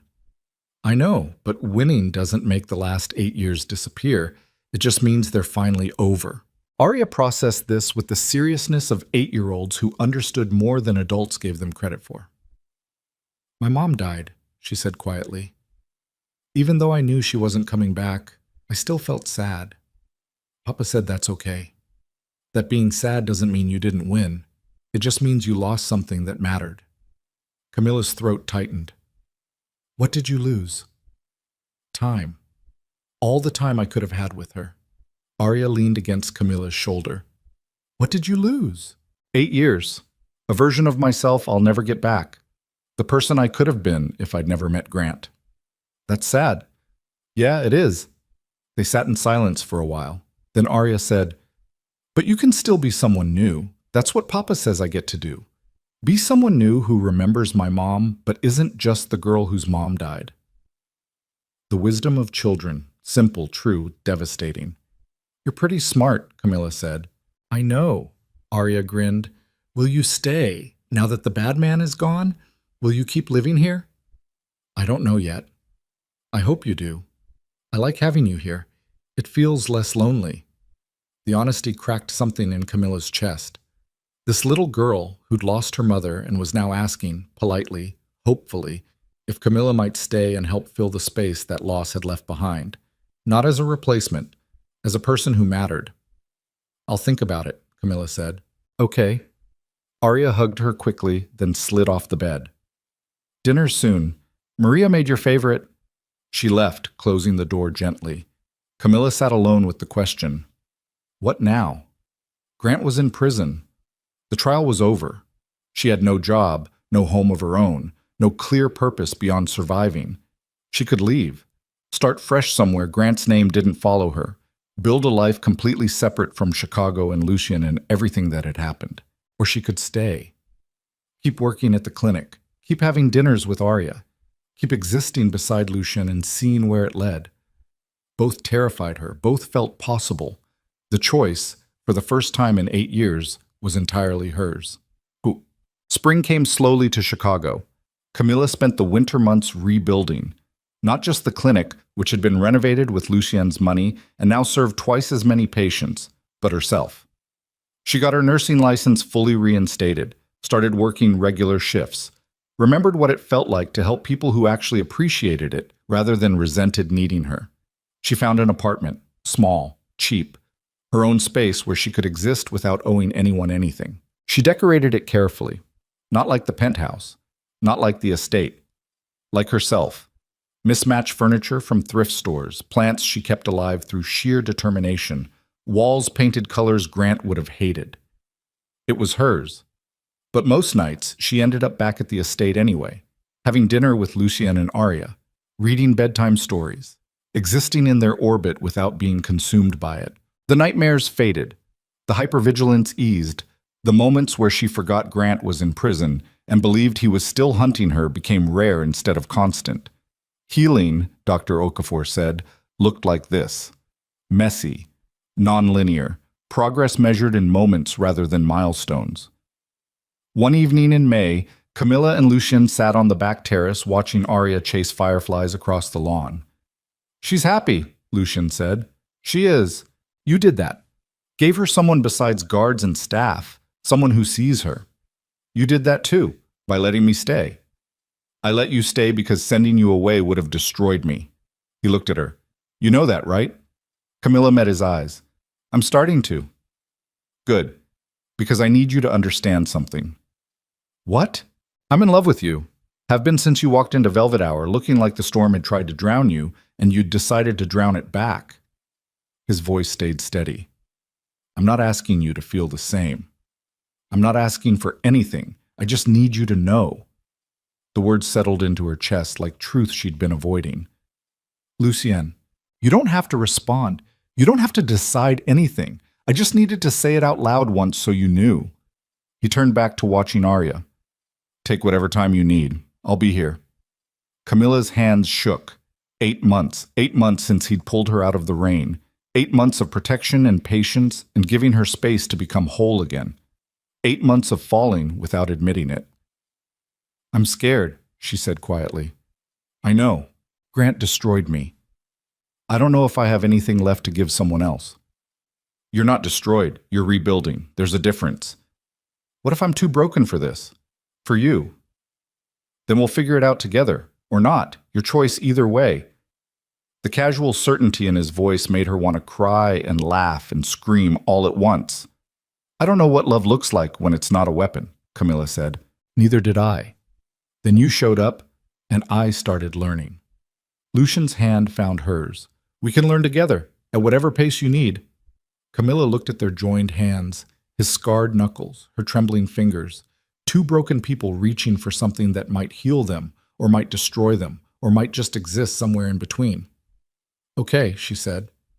"Okay what?" "Okay, let's try. Slow, careful, but let's try." Lucian smiled, a real one that reached his eyes. "Okay." They sat in silence, watching Arya collect fireflies in a jar she'd released before bed. Watching spring settle over the estate. Watching the future unfold slowly instead of crashing down all at once. It wasn't perfect. It wasn't healed. It wasn't the ending Camilla had imagined when she walked into that storm 8 months ago. But it was real. It was hers. It was chosen. And for the first time since Grant Holloway's birthday party, that was enough. 1 year later, Camilla stood in the community center's new wing, funded by Grant's seized assets and named for the families he'd displaced. The ribbon-cutting ceremony was small. Local politicians, community leaders, families who'd lost homes and were finally getting support. Carmen stood beside her, grinning. "We did it." "You did it. I just showed up." "Bullshit. You fought for this, testified, made sure that bastard paid for what he did." Carmen squeezed her shoulder. "This center exists because you were brave enough to speak." Camilla looked around at the new facilities. Medical clinic, job training center, food bank, after-school programs, all of it built from the ashes of Grant Holloway's empire. Justice hadn't just been about putting him in prison. It had been about making sure the people he'd hurt got something back, got support, got a chance to rebuild. That mattered more than any guilty verdict. After the ceremony, Camilla drove to the estate. Maria had dinner waiting. Arya had a project to show her. Lucien waited on the terrace with wine and that quiet smile he wore when he was happy, but didn't want to make a big deal about it. They'd been officially together for 6 months. Slowly. Carefully. Learning what love looked like when it wasn't poisoned by control. Some days were easy. Some days Camilla's trauma roared back and she needed space, and Lucien gave it without making her feel broken for needing it. Some days he had to handle business she didn't ask about, and she trusted him to come home safely. It wasn't perfect, but it was real. It was theirs. After dinner, after Arya went to bed, Camilla and Lucien walked down to the lake edge, the same spot where she'd stood a year ago feeling trapped and terrified. "How was the ceremony?" Lucien asked. "Good. Meaningful. The families seemed happy. You should be proud." "I am, but also exhausted. Fighting Grant took everything. Sometimes I wonder if I have anything left." "You have plenty left.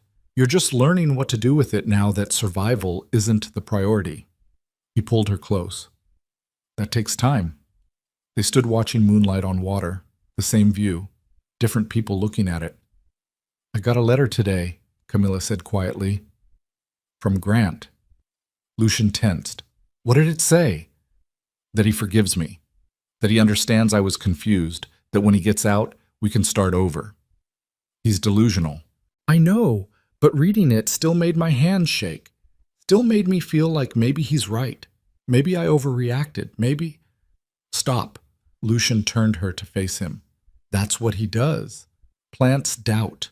Makes you question your reality. But you didn't overreact. You survived. You escaped. You rebuilt. And he's in prison because of choices he made, not because of anything you did.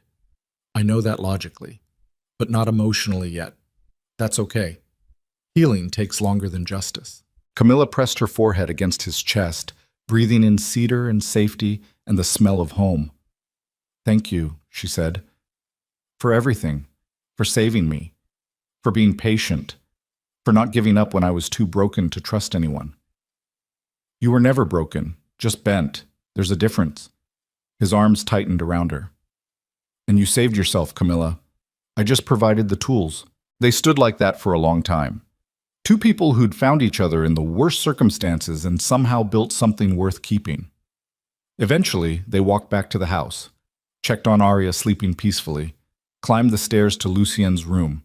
Their room now, mostly, when Camilla felt ready to stay. Before bed, Camilla pulled out the letter from Grant. Read it one more time. Then she did something she should have done years ago. She tore it into pieces, threw them in the fireplace, watched them burn. The past couldn't hurt her anymore. Grant couldn't reach her from prison. The woman who'd walked into that storm was gone, replaced by someone harder, sharper, more whole. Someone who'd survived and chosen to keep surviving. Someone who'd learned that freedom meant deciding who deserved space in her life and who didn't. Grant didn't. Camilla climbed into bed beside Lucien, fitting herself against his warmth, feeling his arms settle protectively around her waist. Love you, he murmured against her hair. Love you too. The words still felt new, fragile, like they might break if she examined them too closely. But they were real. They were chosen. They were hers. Outside, Lake Michigan reflected stars like shattered diamonds. Chicago glittered in the distance. The world kept turning, indifferent to one woman's journey from captivity to freedom. But Camilla felt it anyway. The weight lifting, the future opening, the possibility of becoming someone she'd never had the chance to be. It had taken a storm. A stranger in a jazz club, months of running and hiding and fighting. It had taken losing everything to find herself. But standing on the other side of it all, Camilla finally understood. Sometimes the only way to save your life is to destroy it completely. Sometimes surviving means becoming someone new. Sometimes love isn't about being saved, it's about being seen. And sometimes, just sometimes, walking into the rain is exactly what you need to do. Not to escape, to begin.